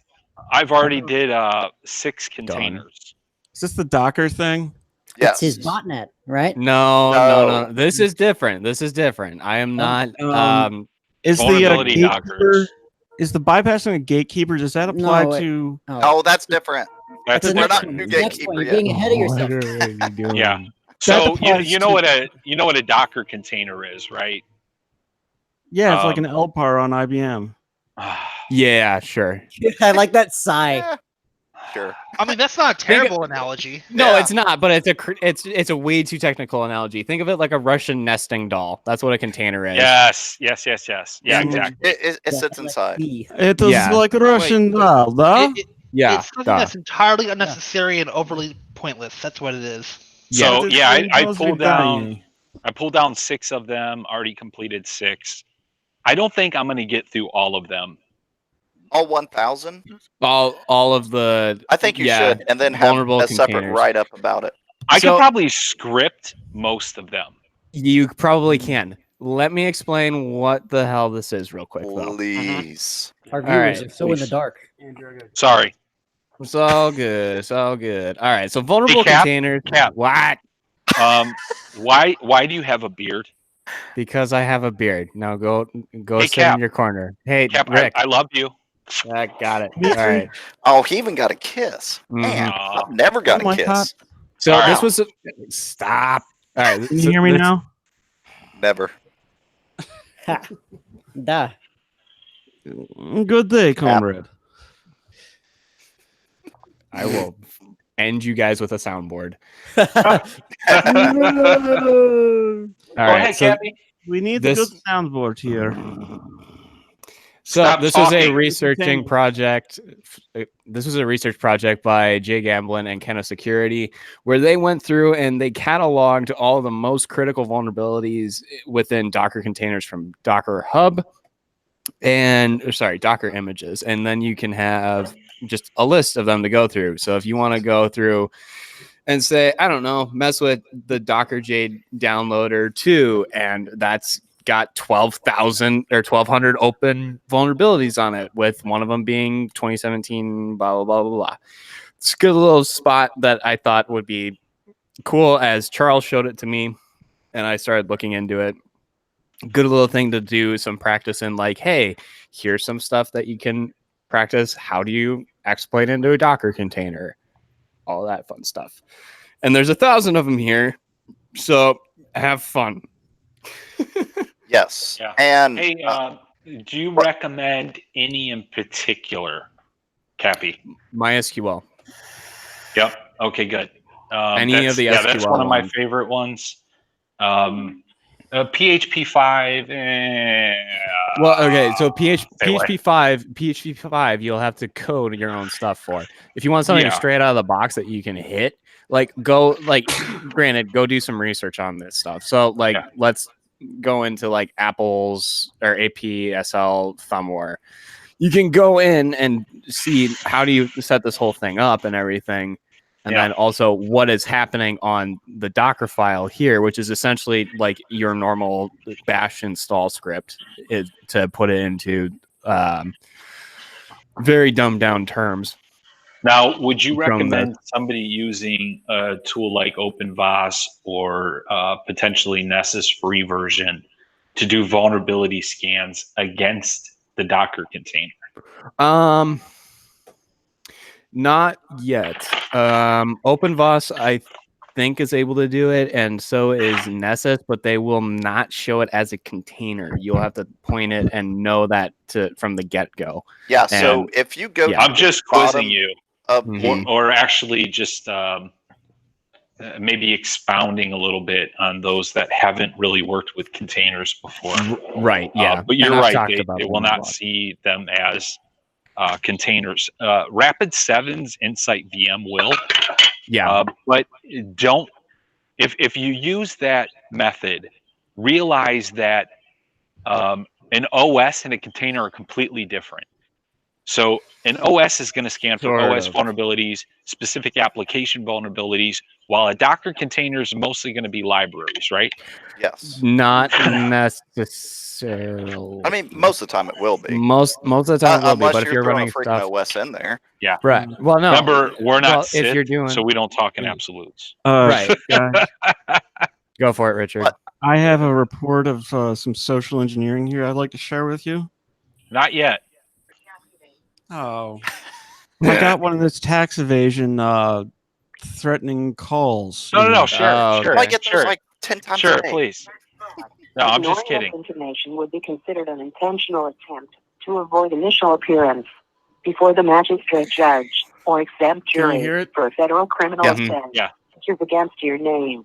The case ID is CP 8295887. For more think they get the information on idea. your case, You got the idea. so- I love how they refer to it as a magistrate. That's awesome. That sounds super important. yeah. And Give me also, the Yeah, nut. you should definitely respond right now. I Damn, mean, I you could. may be going to jail. Yeah, I want to see the magistrate. I mean, I could reply back and screw with these guys. Mm. I mean, I do that sometimes. Yeah. I I definitely want to have- hit on this topic though briefly. Anyway, go ahead. You gotta get back to the container stuff. Yes, just because it's either at the bottom of this page that Caprico shared that is linked, or once you click through to the kind of security page, there is a GitHub for Trivy. And so Trivy's been built out and to analyze containers, at least Docker containers. I don't know about any others, but Docker containers, it's been built out to analyze them. And Which from a one? tool, Trivy, Trivy. Yep. And so check that out. It's on GitHub. It's pretty sweet. I haven't messed too much with it, but I know a couple people who have. and they like it. They modify it. They Ping do it fun in stuff. the ping it in the show notes for me, will you? Yes. Thanks for the super chat, Ricky. That's But gonna keep- go into Dalek. But keep in mind, I think YouTube takes a big cut, so PayPal is probably better. All right. Yeah, I'll do it. I'll do it from your site next. And I wanted to do it Patreon. because me and my staff watched one of your videos that you host on your website, and I felt like a donation was something I should do. Thank you. I'd recommend everybody doing that. He hosts and goes to many, many places to provide free content for all of us that can't attend as many conferences as we might like to. And Ricky actually donates 1 month's salary every month. Oh, I thought that was 1 month's salary. Sorry. That's because me and Adrian are married by law, so we share money. Yeah, but that's a good reminder. I'd forgotten YouTube takes such a big cut. So, yeah, next time I'll go right through PayPal. But every time I watch one of your videos, I try to remember to throw a donation your way because you do a lot of hard work, and it's appreciated. And hopefully more people get that message because 10 years ago, this shit didn't exist. Right, and you're the reason why I get Adrian. You're the reason I get to enjoy LobbyCon. Hey, that's right. No celebrity worship on here. Well, he's thank my you. man. He's my man. I love you in a mostly hetero way, Ricky. Mostly. Mostly. Not fully. I mean, Emphasis on the mostly. Yeah. Yeah, there I are like it. those times. Yeah. All right. well, Well, if we could move on to the next topic, that'd be great. Yep. Yeah, that'd Go be for it. Well, Who said that? I didn't hear who said that. That would have been Lumberg over here. Lumberg. Yeah. So, Yeah. So, if you could give me his TPS reports by this afternoon, that'd be fantastic. Yeah. Okay, I threw this down in vulnerable stuff. New Mac malware abuses recently disclosed Gatekeeper 0 day. Not gonna dive stupid deep into this, but yeah. As Ricky Did and you others, censor yourself? Always. But as Ricky was saying, if you're on a Mac, that does not mean that you are secure. If you're on Linux, that does not mean you are secure. I beg to differ. Okay. Anything can be broken, man. Exactly. You know what? You know what? OS Hey guys, challenge accepted. Mac OS $9. I'm on Mac OS 7.6 actually. Okay, Yes, good. then I can break it. So Have fun. Have fun with the I don't think you upcoming can couple hack of weeks. that. Okay, second challenge accepted. Now my manhood's in question here. I can break it. But yes, current bug in Gatekeeper has not been patched by Mac, so it is still vulnerable. The newest version of Mac is still vulnerable, which means 99% of the time the previous versions were also still vulnerable. So, Hey, yes. so are you done with that topic there? Sure. You didn't want to deep dive too much. Hey, Adrian, any of the other guys, do you guys know of your top SIM expert? Do you guys have a top SIM expert? I've got one. I cannot get a hold of him. Top. Just so somebody that's considered an expert in the SIM field. Yeah, but I mean, most of the time, whenever it comes to SIM, you're going to have an expert in whatever specific SIM it is, though. No, It's- I just need something general. Oh, I mean, I'll tell you guys offline. Got a newer type of guy, and a little shepherding would be helpful. And I'm not a SIM engineer. I ingest the data. I use the data, but no, you forward the data. Yes, yes, I do. Oh, the data. I am still a technical manager, my man. Oh, That's okay, right. my dude. I feel your pain. I still do the work. I feel your pain about But this yeah, being if you part of guys management. if you guys can hook me up with somebody that you respect offline, again, this guy might reach back out to me, and I might Are you be looking able for to- paid or unpaid though, too? Unpaid, it's going to be just basic, just basic questions. I'm not looking for him to do or her to do any work. Just he, she, they, them. You're looking for a Caesar. brain to pick. Yeah. Just a brain to pick for one of my entry level guys. Yeah. Okay. Fun. So if you guys can think of somebody, forward them my way. I'd be appreciative. There you go. Or Adrian signal boost me on Twitter. Signal boost. Just give me a DM to remind me to signal boost you. Yeah, will do. Yes. Next up, weekly bulletin. Not going through the weekly bulletin. Okay, Ricky, Lol. Cappy, not I'm going fine through with that. not going through the weekly bulletin. The standard, we started posting it up here probably a month or two ago. U.S. Certs weekly bulletin, a lot of crap on there as usual. Check it out if it is applicable to your environment, which I guarantee it will be in some way, shape, or form. Check it out. I never read that. Okay. I honestly suggest you do. Yeah. Yes, Especially If you're a blue team, definitely no. do. And if you're red team, you most likely already know, but it's still a help. Go ahead, Jack. Please subscribe to the Irongeek cast. Please subscribe. Please, we thank you for your thumbs up. Thank you for your comments. We do. Thank you for joining. Review. All right, Jack, do you want to hit on what you were talking about? Or are you good? I'm gonna go with he's good. He's good. Okay. So a few weeks back, actually a couple months back, Yes. we had this is going to be very similar to the vulnerability of the week this week, which I have titled "Dell supports you in your escalation of privilege." Can we get to the fun stuff? This is the fun stuff. Yeah. Ish. Cappy, are you gonna do it live? No. What do they do? Oh, damn it. Fuck it. Okay. Fuck it. We're gonna do it live. Yeah. Fuck it. We're doing it live. Cappy, you don't have one Dell at home. Well, granted, I don't either, but still. Oh wait a minute. Is this gonna be a demo? No. No, Oh. he doesn't. Demo will be following on my stream this weekend. Ooh, Oh. So this is just the Which I don't have. I don't have it at all. I'm gonna try and work on it. I don't have it at all. I saw this today. We see Not saving it for Security Illusions. Just gonna go on ahead and do your No. own private shit. Dude, once Security Illusions launches, All right. this will have been like 5 years ago. I know. Once we have said, hey, but to be fair, my office upstairs is now all set up. I got my mic up. I got everything in control. Soccer's over. You got the Baseball will hammock. be over soon. I do have a hammock. See, that makes it all the better. All right. So the vulnerability that dropped yesterday was a security flaw in Dell Support Assistant tool puts millions of Windows systems at risk.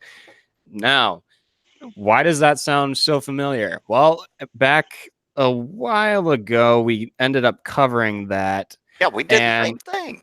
Yeah, but Was now, that the one that was recording the mic keystrokes? Nope. That was one where it was a man-in-the-middle attack that basically said, "I am Dell support," and then did that. Yeah. This, Yeah. however, But it did This it with an English accent. this, however, Dude, you're getting a Dell. this is not the same thing. It's within the same program. So people started looking into that into Dell Support Assistant more. And it's a critical DLL hijacking vulnerability in PC Doctor for Windows, which lets hackers attack hundreds of millions of Dell computers. A critical Dell DLL hijacking vulnerability resides in the thing. It's like it comes prepackaged. So you get prepackaged stuff with your critical vulnerability as well. There's also another one here. Is this on home users? Yes. Yeah. This is all home users. Yep, Yeah, this all is right. all like home users. So this is why Good I'm call like, out. Because if there's anybody listening that's works in enterprise and has a bunch of Dell computers, we don't want them to freak out. Well, no. I mean, it's all small sides. business. It's all sides. okay. If you've got Yes, this on it- your, yeah. your Taking out a lot of Yeah. MSPs right now. It's enterprise if they do not image their systems. Exactly. Right. Yes. Yes. And I would, well, it's hard to guesstimate, but I would estimate a lot of them reimage to get rid of the bloatware and all that bullshit. Exactly. Yeah. If Yeah. you use a golden image, this is not applicable. And I sure in the hell hope you did not put Dell support software on your golden inside image. But golden image. as Do long not do that. as you did not put Dell No, support just- software on your golden image, you should be good. This is not applicable. But every other freaking Dell, because I mean they still sell a lot of systems to home users. So yeah. Well, at I'm- the same time, too, you may want to scan set up your scanning engine on all your machines to look for that binary, because someone may have installed it on their own if they've got local admin. Right. holy Thinking, crap. oh, this would be a good No, idea. Go to my PC, Right. right? Exactly. Yeah.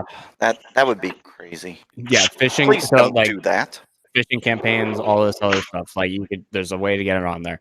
But anyway, to continue from the article, if you're using Dell Support Assistant for business PCs versions 2.0 or Support Assistant home PCs version 3.2.1 or an earlier version, your system is vulnerable. So it affects both the desktop side and the enterprise side. So if you're using that enterprise or business side of the software as well, update that to the newest patch. And I think this is a actual patch in regards to the thing that I covered a while back. That was part of the support assistant as well. But this sounds like they found some more stuff while they were looking and didn't disclose it publicly until now.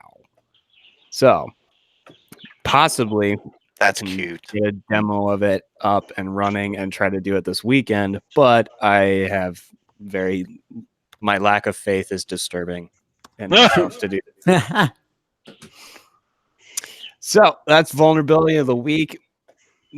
Check out my Twitter if you want to see more of that. I'll probably keep covering that on Twitter as well if I find more stuff in my free time. But Adrian, I feel like this next one is going to be to you, which is Will Hurd invited to keynote Black Hat, then disinvited. Yeah, I thought we already talked about this. I don't think we did after the show. I don't think we did Oh, okay. because we didn't put it in the show notes last week. Who's Will Hurd? A Congress person. A person. Apparently, he was invited to Black Hat because he's been working on legislation and policy when it comes to cybersecurity. Apparently, he has a computer science background. He was invited to speak at Black Hat. However, he was later rejected from Black Hat because some people on Twitter complained about his stance as being pro-life and supposedly not supporting some kind of legislation that would get more funding for women in STEM or something like that. So Black Hat is just a business con anymore. Yeah. Getting there. If not fully No, there. no, it's fully there. It's business and vendor con almost entirely. I'm not surprised. Hey, Chucky. Hey, man. Yeah. Yeah, sorry about that. Had a So just a little. save your money. Pay the $175. Mhm. You can't buy the ticket ahead of DEF CON. You just pay at the door and spend your weekend at DEF CON. You'll be Hey. much happier. But if you do go to Black Hat, I will be there. Are you going to go to vendor. RSA as well? No. I refuse to go to Earth. I would stop talking to you for at least a day. I know. I thought the swag is good.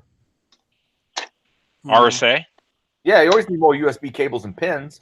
Dude, my boss used to go, and it was only for the fact that there was so many vendors there that would take him out to lunch. And it was in San Francisco, so we got drinks and lunch for free. They would take him to these golf courses and shit like that. So he went just to kind of party. Yeah.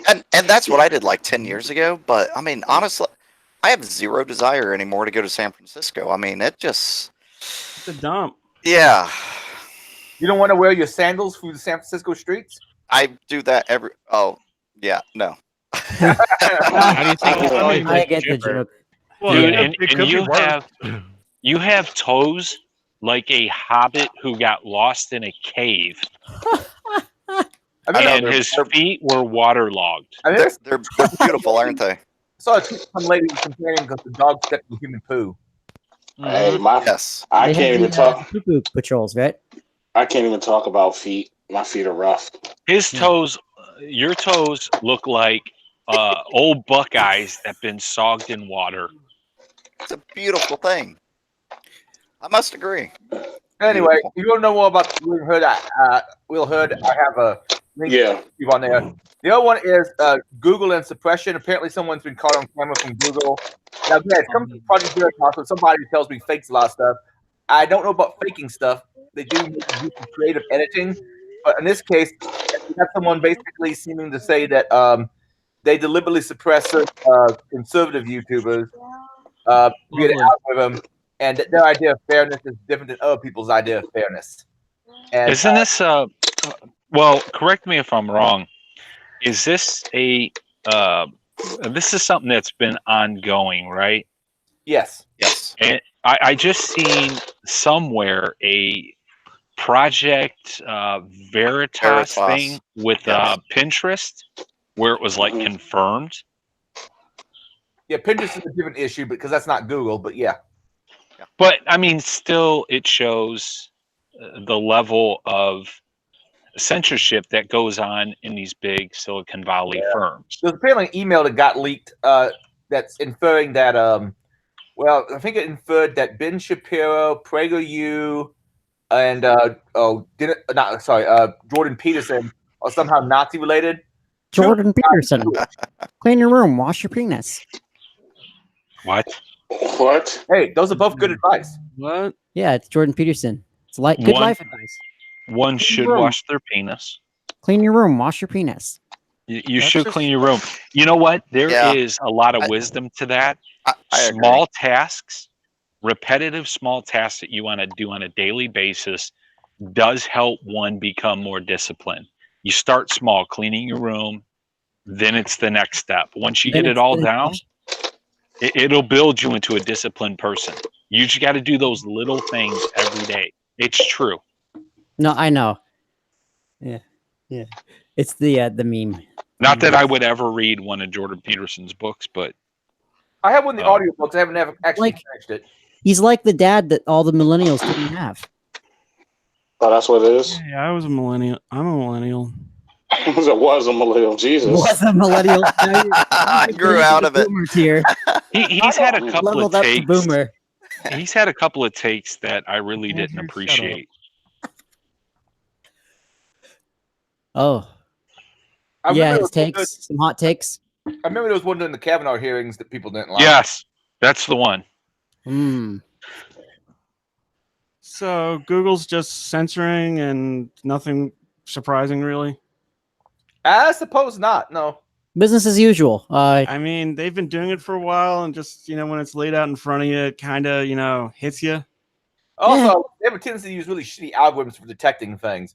The funny thing is, when they start to try to suppress certain types of speech, they also hit some people on the left-wing side of things because they were looking for the word Nazi, but then those people who are criticizing Nazis. Oh, shit. Also. You just did it. You see that? You're going to get... Montezon is coming for you. We'll see Now, what size. Can I ask a question here? Montezon. Was this malicious intent? Was it pressure from advertisers and they let loose AI? And AI obviously isn't a human, so it doesn't know how to differentiate between legitimate white nationalist neo-Nazi material and a history channel.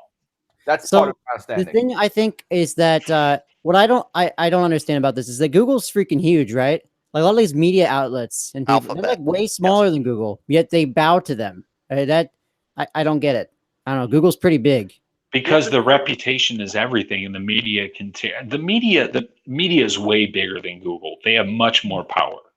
Go on. Not really. Not really. Let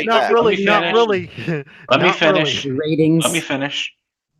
They have much more power in swaying public opinion, meaning on TV and newspapers and things like that, Oh, Google can. Hold on, I'm not done.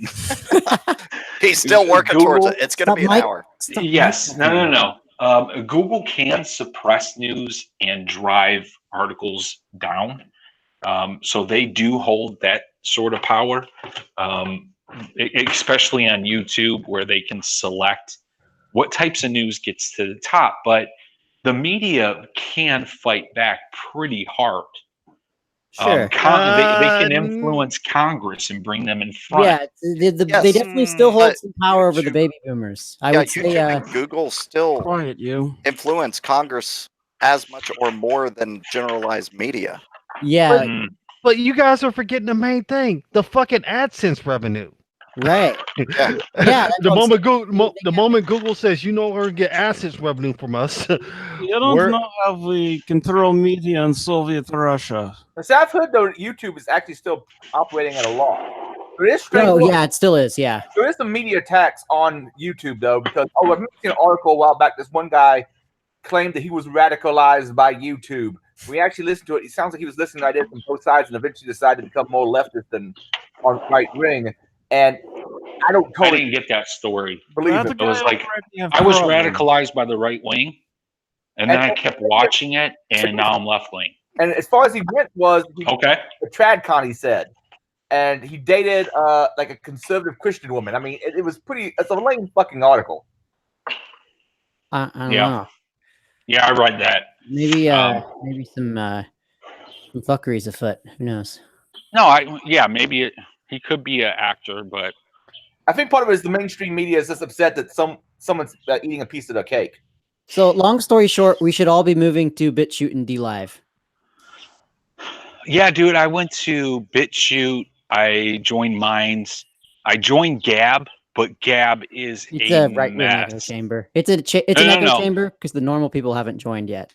I don't even think it's a right wing. Everything I see on there is like neo-Nazi, anti-Semitic shit. Yeah. That's what I'm saying. It's an echo chamber because they scared all the normal people off. But don't call it right wing. I don't think that shit's right wing. Which side? The thing is, you have the economic axis. Adrian talking about Gab. Yeah. You have different. There are different ways you can be right wing, right? So yeah, they're like hardcore know. cultural and like right wing. They're like. Is there? So, I have a problem calling anarchist and Antifa left wing or liberals. I'm sorry, liberal people, because they're not. They're authoritarian, and that's everything that goes against libertarian or liberalism, libertarianism, and conservatism.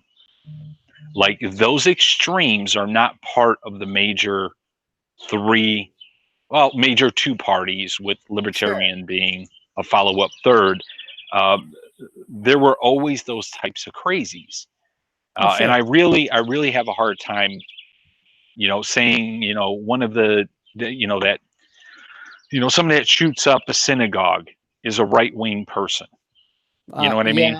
I understand where you're coming from. I mean, I think a lot of people are uncomfortable with being compared to or lumped into the same, the same kind of bucket or basket as those people. I think any sane person would probably get at least a little uncomfortable. Well, you see them; they're obviously insane people, right? They've picked up a cause. They don't have much going for them, right? But they all have something in common. They're all authoritarian. They all have a need to control the masses, whether that be through financial situations, whether that be through race.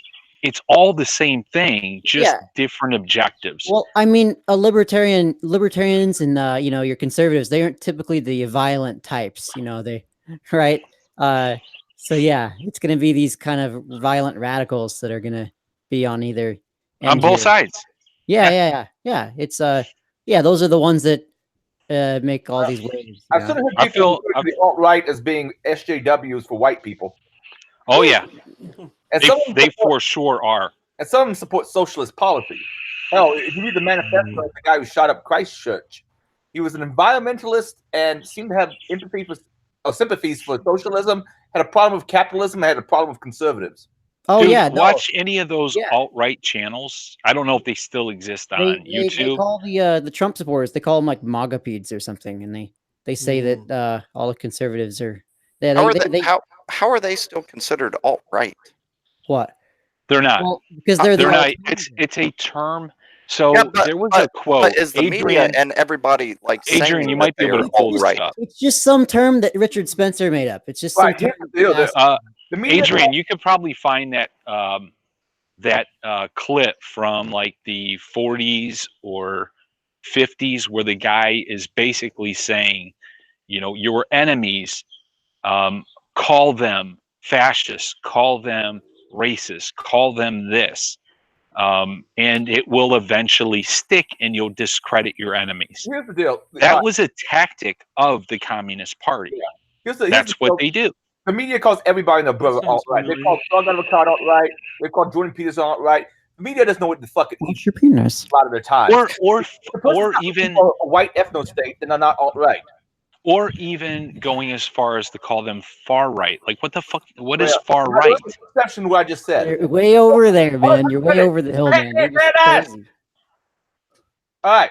There is an exception to this because when the alt-right term started first getting bandied around, there were some people who were more plain Jane right-wing who didn't like the stodginess of the older conservative groups, and they would say, "Oh, alt-right, that's an alternative to what is currently right-wing." Okay, I don't mind that label, but then it came clearer who originated the term. There's still some debate about that, and the person who originates a term or popularizes it kind of gets to say what that term means. Does that person Richard Spencer?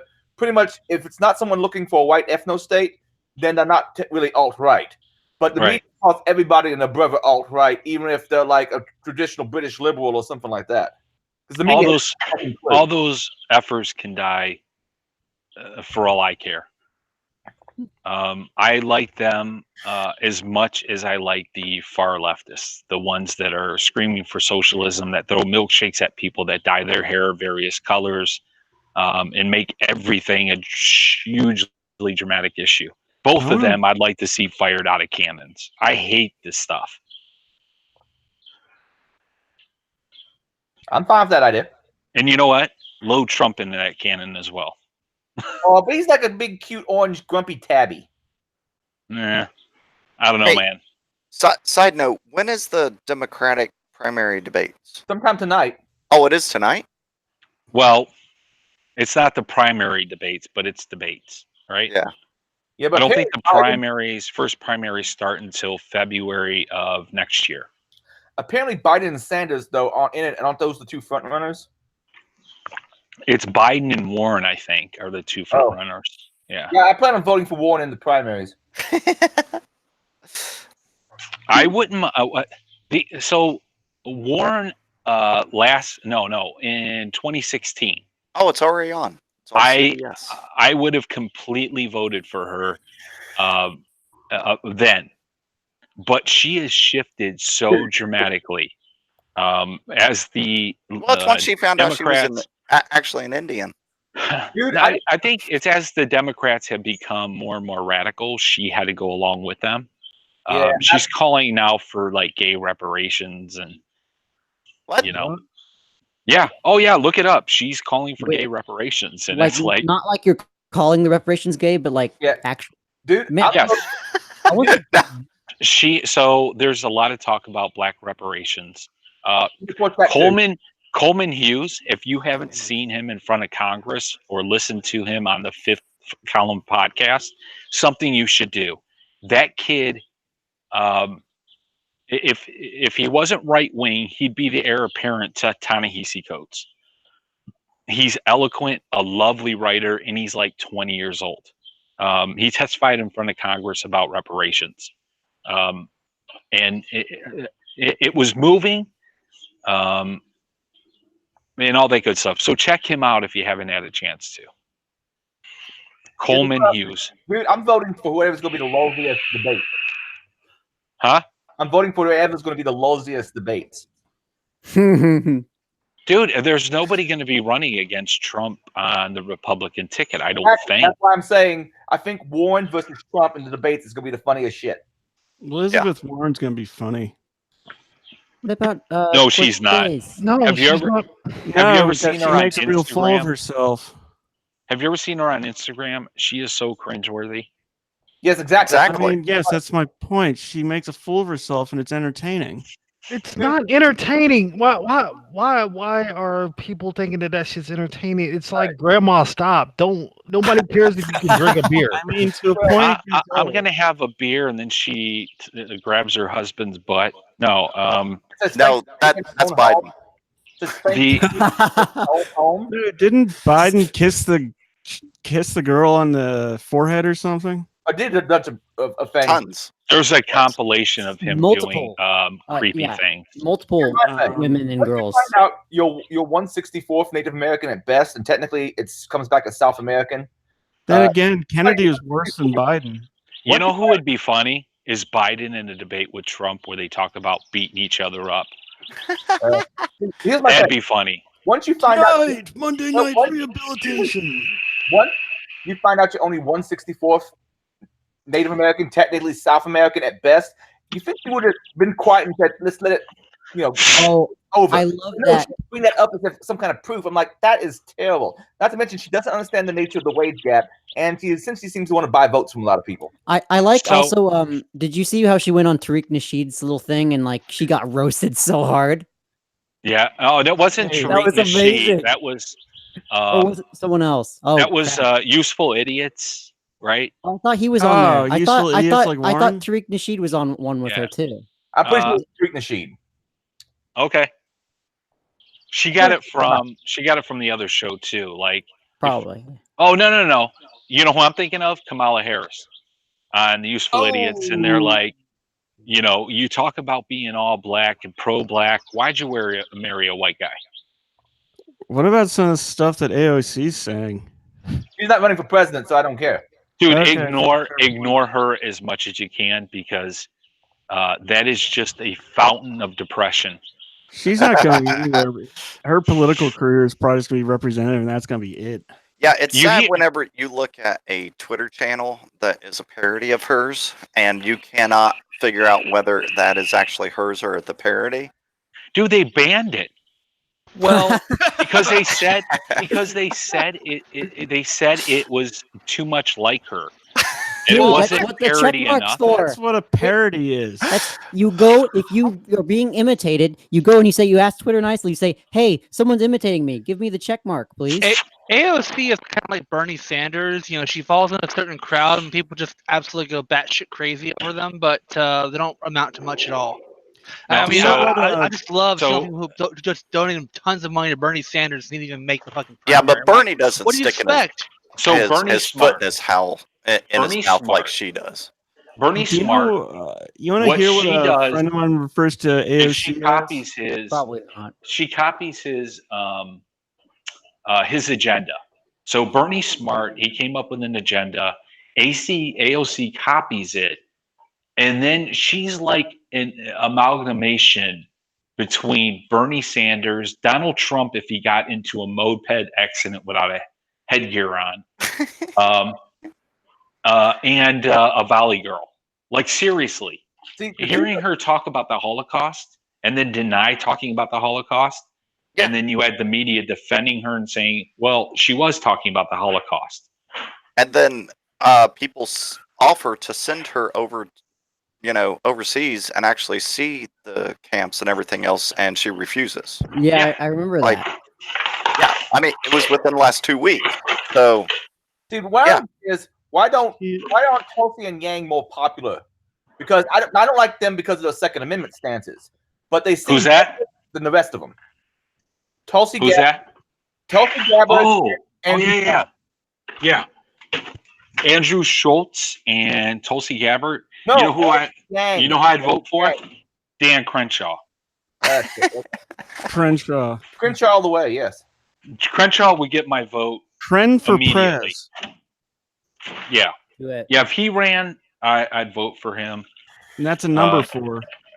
I would never, ever, ever vote for Donald Trump unless it was, I don't know. If it came down between him and Bernie Sanders, I might have to vote. but it would be begrudging, and I would regret it for the rest of my life.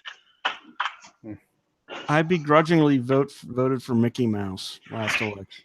I voted for Gary Johnson. He was a buffoon, but he wasn't Trump. He wasn't Hillary. Do you know where Aleppo is? I don't really care that he didn't know where Aleppo was. I didn't know where Aleppo was. And Maxine Waters knew where it was either. yeah, she says a bunch of dumb stuff too. Most of the people I know who voted for Johnson were in like hardcore blue states. I mean, honestly, because they kind of knew their vote didn't matter at that point. I voted for Johnson. I'm in a hardcore red state. Okay. Herman Supreme. Me too. I was Boothead. I was a never Trump, never Hillary type person. And I am so sad that we have Trump as a president. Like, it sucks so hard. Orange Man so bad. Orange Man horrible. Well, I'm not okay. Granted, I try not to be NPC about it. I really do. Hey, that's a banned meme. What? Hey, now. I don't think everything he does is bad.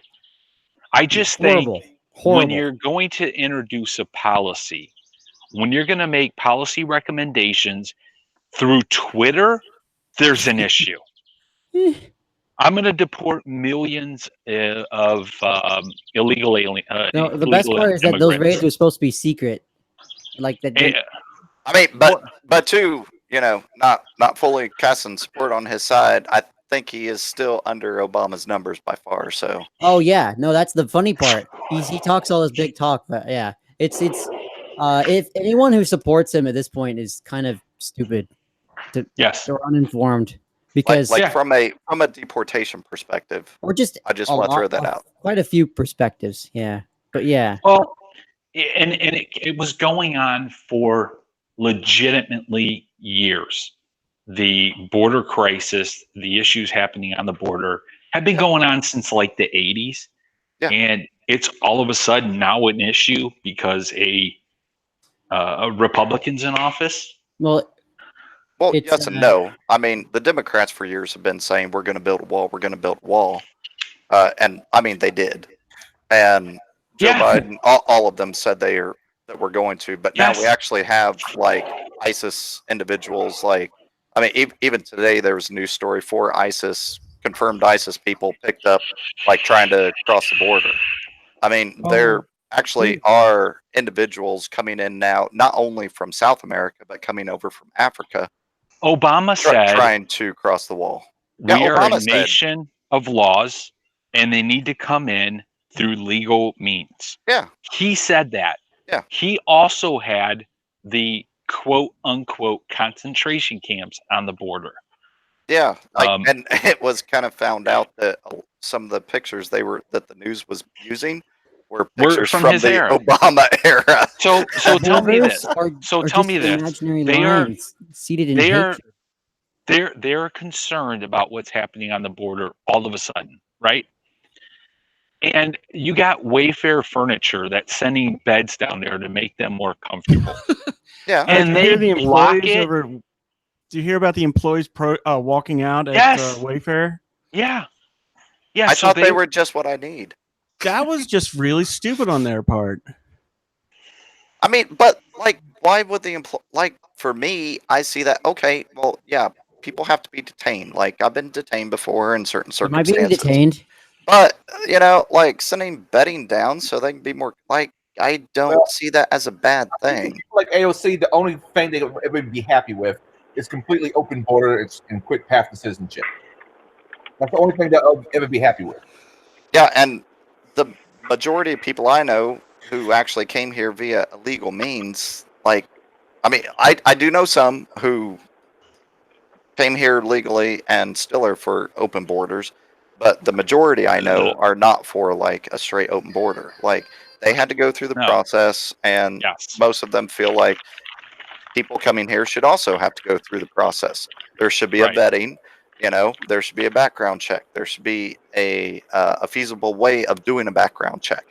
I saw a video of the people coming through the southern border, and the amount is just ridiculous. Yes. Like we're Yeah, talking it's increased it's increased 40,000 a tenfold. month Yeah. or more. Like, Yeah, it's huge. Yeah.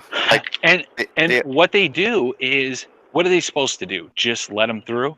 No, they hold them until they can get a trial, right? Yeah. And then generally release them into the U.S. interior. Yeah. Yes, the immigration system should be improved, but you know what? Not a single one of the presidents or their Congress or their Senate has passed a law to improve the immigration process. No, Now, we're just going to build a wall. Didn't Eisenhower Well- actually go through and deport all illegals back gonna in be the huge. back during his administration? probably. Now, the other point to that is they say votes, or I'm sorry, votes are made on undecided issues. So we haven't figured out illegal immigration. We haven't figured out when abortion is okay or not okay. There's a number of them out there, wedge issues that drive the two parties apart, but we'll never see any action on them because that's what drives votes. If there wasn't an immigration issue, why would Trump be in office? Because he's going You to know what build I mean? a well, wall. I mean, granted, we have the lowest unemployment ever. Hispanics, Well, there- Hispanics, and I'm not You know, saying he's doing black. that. Like I said, Yeah, I know. I can see. I mean, just I saying can in see general. when he's. I can see that when he's doing a good job. I can credit him when he does good. At Yeah. the same time, there are things that he does that is so embarrassing that Yeah. you go, Yeah, Twitter is a major pain in the ass. Well, not just Twitter, but I'm looking at some of the campaign promises he made. He promised in his words where the assault and the Second Amendment was over, and we've seen how much of a fucking lie that is now. yeah, So yep. So that's another one. That's another undecided issue that will drive votes. I'm gonna amend the. I'm gonna reverse the Second Amendment or whatever. You have people saying that are running for president right now. Oh yes. You want to cause a civil war here? That's how you do it. Yeah. You want to tag hate speech laws on the First Amendment? That's how you start a civil war. I mean, there's so many things that they're doing that is completely dangerous without any foresight because they have a small 8% base of people that are loud, screaming, and yelling, and the rest of the Democrats aren't with that. well, and the internet makes that worse because now idiots Yeah. can get amplified. Yeah, absolutely right. Orange That's man what- Absolutely right. Well, there's the Horrible. general internet fuckwad theory. I'm still looking Fine. for my MAGA hat, by the way. So we're not going I to stole get. it. I wear it every day. I lost We're- it. I can't find it. We won't. actually We owed a won't MAGA see. Imagine. We won't see a moderate, well-tempered There we go. person running for president, right? Somebody that has humility and all of the things that make somebody a good leader. We're not going to see it because it's people But you just also seeking have to fame. define moderate because there's a lot of different perspectives now. on Yeah, moderate, yeah. Because moderate now, moderate as far as I've seen is pretty much gone. What's it called, Adrian? The the spectrum. The what's okay speech or okay action? Something The with Overton window. They call it the autistic spectrum. no. Overton window? Overton window. The Yeah. Overton window is right. It has shifted. It's getting it's getting smaller and smaller and smaller. Goalposts When I move, say guys. moderate, I mean somebody that understands gun laws, understands that we need free speech, understands maybe Whoa. that abortion is okay up Whoa. until a certain time. You just said and free I- speech. You're a Nazi. I want to bring Yeah. up a point with the whole abortion argument. If we're No, going to say please life, don't. Yeah, I don't feel. Okay, I'll refrain from that. Yeah. I don't feel like that's I'm such a- able to talk about That issue's kind abortion. of a canard. It's like Well, there's the kind thing of with that non-starter. issue and others is that people tend to base their choices off of emotion rather than facts. And theology. Yeah, theology too, but emotion's a big one. People, look at it a certain way and they let their emotions run away, which emotions Yeah, are a totally wonderful yardstick for measuring things. Yeah. I don't think anymore it's largely religious. Yeah, I but don't. it's just that issue, like, yeah. I don't want to talk about it anymore. It's not just abortion. I'm using that term very broadly because it's true for a lot of things that people do. Sure. Montezon is gonna kill us, you guys. Yeah, Just saying. that's a really good point, Darren. There are a lot of issues like that that are very much emotionally driven, and if you believe, the people like Sam Harris, the people that are philosophers that understand the brain and mind, and talk about how we don't have free will, which to me is it's an upsetting idea. That the things I choose to do every day, I'm not really choosing. Hey, can someone mute their phone? Which person? Probably you, Will. Probably you. Screw you guys.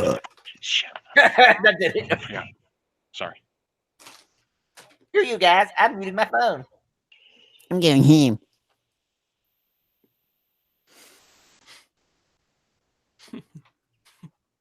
All right.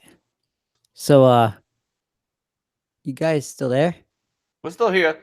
Okay. I thought Verizon just died for a second, but let's move on to the next part of the show notes. How's that sound?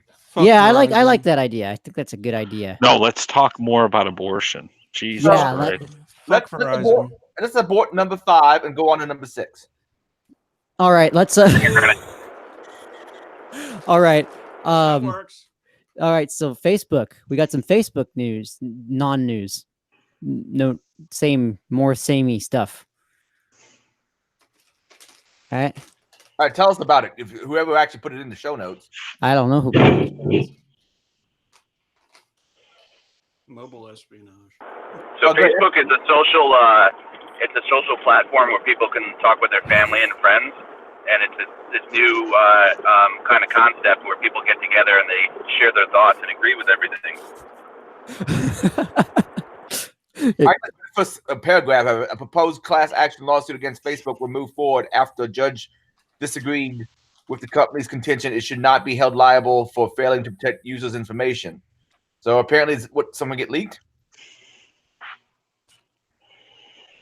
Okay, if we don't have anybody actually put that in and read the article, I think we should move on to the next thing. All right, so Pi 4. Oh wait, not yet. Dang it. Sorry, there's another one. You didn't hear me say that. I said, ooh. Mobile espionage targeting the Middle East. Who put that in? How about we talk about InfoSec Twitter? But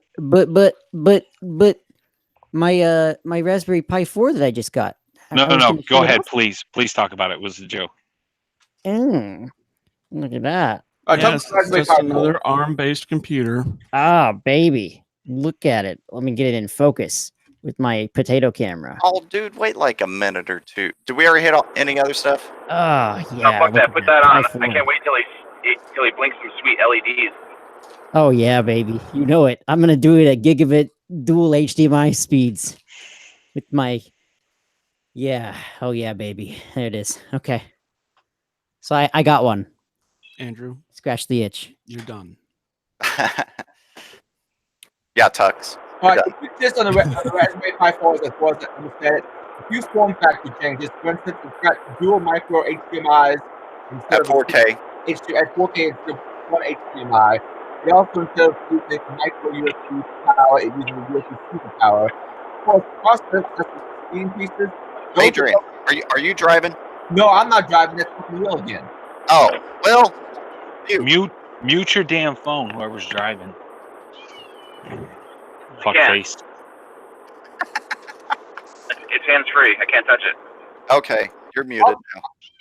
Okay, Adrian. Okay, so Is that ill will? Yes. those are some form factor What changes. up, ill will? As far as the process is concerned, for benchmark 13, now the Raspberry Pi 3 was a big jump over the 2, but process-wise, it's only a minor jump on 4. However, the big thing is throughput, because apparently various peripherals on the original, well, on the older Raspberry Pi 4, it would use the USB bus for a lot of things involving at least Ethernet, and I'm thinking Wi-Fi also. They have more throughput on the newer ones, the version 4. Also, you can get it now with up to 4 gigs of RAM, though that's no longer $35. I think the 4 gigs of RAM one is like $55. Yep. And it's sold out at the local Micro Center.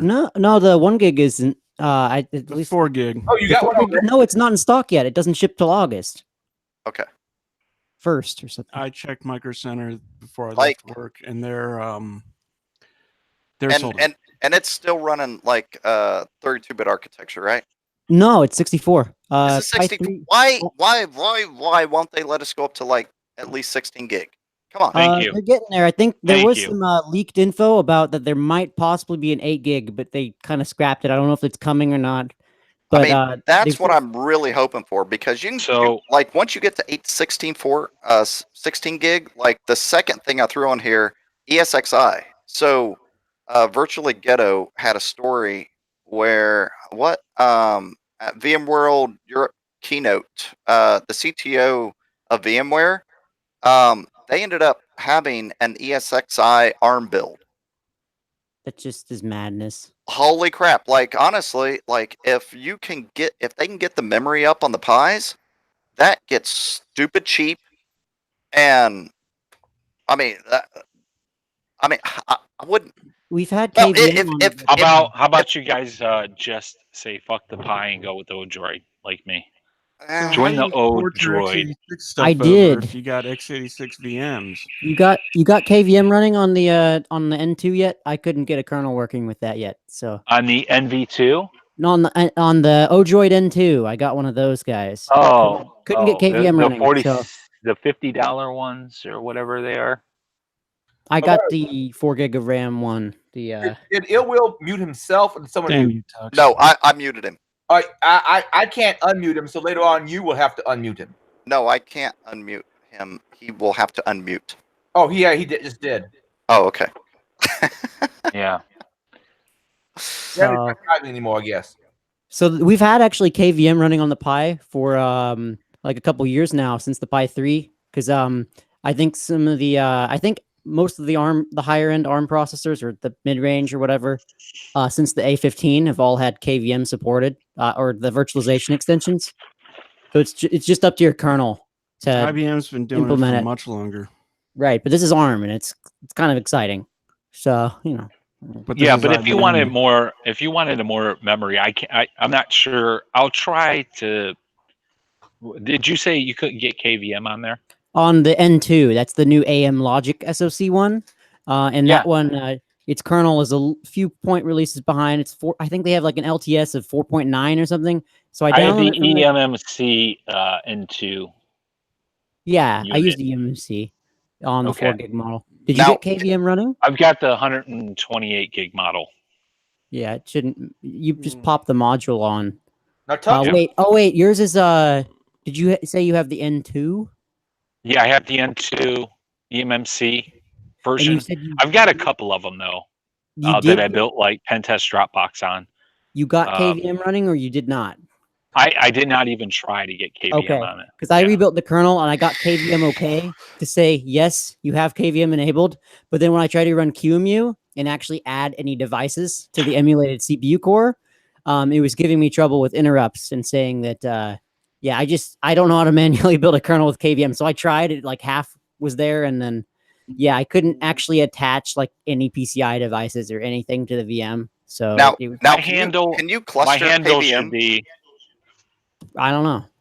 my handle should Probably. be, or at least my away message should be right back rebuilding my kernel. Yeah. It didn't Chuck, take you too the same long. way? Chuck's Yeah. off right now. Oh. So Do you say Tuck, Tux let me ask or you a Chuck? question. Tux, Oh, Yeah. Tux. Chuckles. you already have your Raspberry Pi 4. How'd you get it so fast? I thought it just released it Monday. It was. I went to Micro Center yesterday, and it was Oh, in stock. and The they- 1 gig model is nice. in stock, as far as I know. The 2 gig So model you won't be bought in them all stock. up. So the no, they had 10 over And 10 why in not stock. talk over Someone must have come Right. in since then. But I got one last night, and yeah, I got it $35. Went in, walked out, Damn you. and Oh, it's probably so, more like $38, $39 after tax. Come on. I don't know. Oh. But You gotta yeah. love Maryland sales tax. So, Ooh. anyways, yeah. So I got one, and pretty cool. I'm gonna see how the network boot works because I was gonna do some cool things with TFTP network yet? boot. Yeah. Since the 3B plus, they've actually made it a little less crusty. So that might be interesting.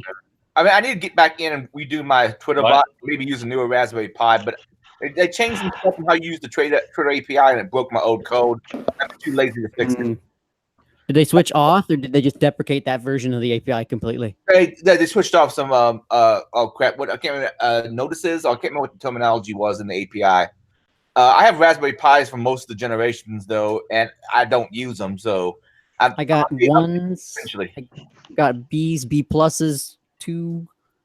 He's got 3. everything. I got all the pies. I got one. You know what frustrated the hell out of me was the Raspberry Pi Zero. I just wanted to throw it across the room. Why? I don't know. It was like this soldering, and I don't know. It was Oh, just. Doesn't take much You, time. That means you you're doing it have wrong. to- I no, know. Pen test. I'm You- sure I was. It was just at a time. You guys know the time in my life where it was like, all right, screw it. It's not easy. I got I'm one. done with it. I Yeah. got one for HDMI The thing test. is, your iron, if you have like a crappy iron, it makes soldering such a pain in the ass. Like Yeah. the quality of your iron is going to greatly And I- determine the enjoyment out of your soldering experience. Or the And I have a pain. big one. It's not Yeah. one that is for fine detail. That's what Adrian told me. Yeah, he's got a big one. Ha! I do. Yeah, it's a pretty good size. That's what she said. So I got I soldered mine on. Yeah, that was the whole yeah. joke, dude. The fuck? All right, on to the rest of the show notes. You did hear that, right? Yes. You heard it. You heard it. Yes. Yes. Okay, who threw on ECG for authentication? That was That me. was me. You want to talk about it, Ricky? I mean, you can. So what? Electrocardiogram? Yeah, so Oh, it's an experiment they're doing. Basically, the way to use an electrocardiogram as a form of authentication. This would mostly tie in with multi-factor authentication, which for those of you who don't know, I'm speaking more to the audience than the cast members.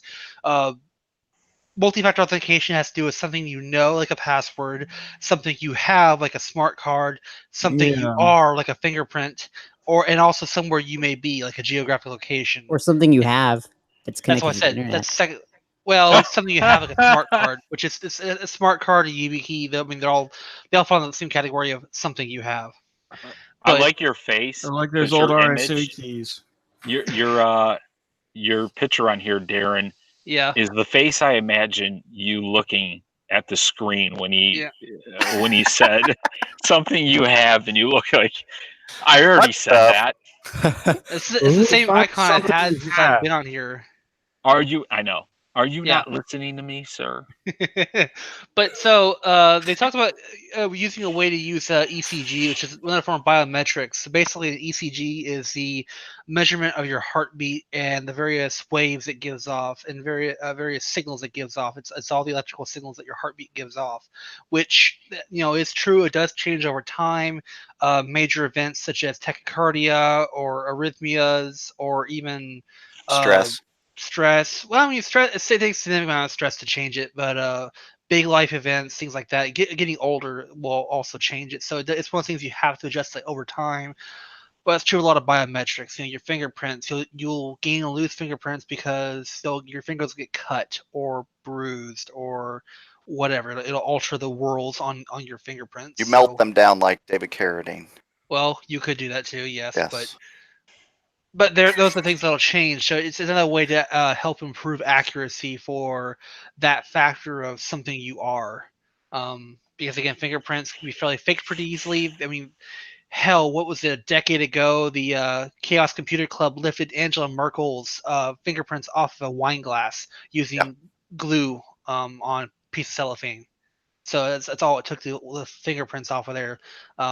Iris scans are a little harder to duplicate, but at the same time harder to implement, and not many places use them. Same for voice codes too. So all these things of what you are or who you are. So. I'm reminded back in grade school when we had fingerprint identification for your lunch balances, for money your parents put in your lunch balance. And so some kids had this bright idea to press your finger against a gummy bear and let another kid use the money that way. Just press the gummy bear against the fingerprint reader. Yeah. It worked. And oh yeah. Yeah, usually the simple ones they probably use like that are have very high error rates because they're built to fail. But I mean, like a really good one is going to detect things like that and go, Yeah, and one of the other things that also affects fingerprint reading, your fingers are in the water too long. Right, as I mentioned, like things like getting your fingers cut will change your fingerprints because as they scar and don't heal properly.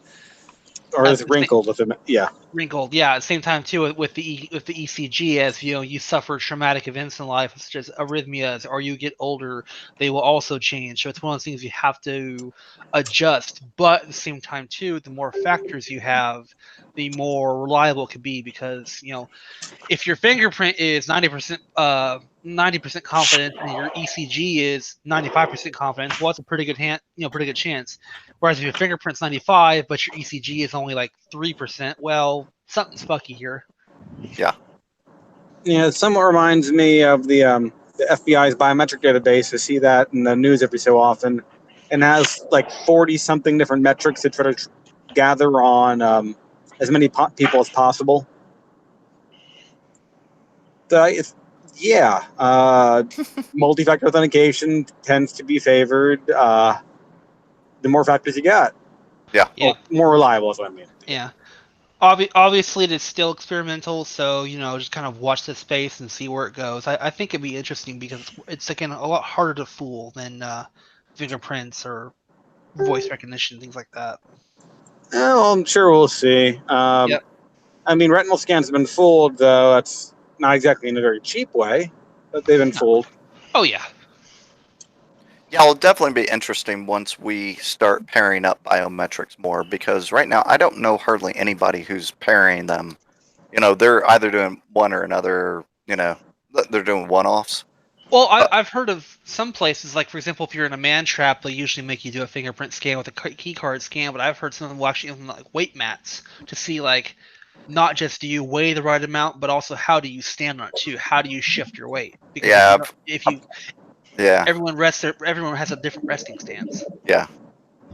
And there's also gait recognition, but that's more security camera and less standing still kind of thing.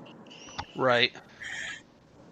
Yeah, like on the weight mat side, I haven't heard. I mean, maybe government does it, but like it's large pretty limited. Scale data centers. I know some that do it, but it's pretty limited in scope because it's not exactly cheap technology and it's still pretty cutting edge. Yeah, it's expensive. Like large scale data centers. Or really sensitive ones, yeah. Yeah. Okay. Last thing I threw on here was Operation Soft Cell. It was a write-up by Cyber Reason. Worldwide campaign against telecom providers. So essentially a group, and they are not attributing it to China, but they are saying that China. They're saying APT-10, but I did like the way that they said it. Either it was APT-10 or somebody who wanted to make it look very much like APT-10, which is Chinese threat actors. So they went through, again, nice write-up, very professional. But yeah, if you want to look into that some, through the link on the show notes, and you can check that out some. Thank you for that. Very insightful. I know. Love you. Hey, I know. Short and sweet and to the point. So, anybody got anything else, or do we want to call it a cast? I think it's a pretty good cast there. Who is this? Oh, about- wait. What's up, Liz? I haven't seen him. Yeah, Liz is here. Liz was just talking. Oh, you know what? I was tweeting, and I Oh, forgot my to pay attention to my Jewish friend. What up, Liz? Shalom, shalom. Nothing much. Just sore all over, exercising. Hey, man, let's talk about that offline. I think the cast is good for a wrap up. All right, folks. See y'all next week. Love you. Later, everybody. Bye. Later.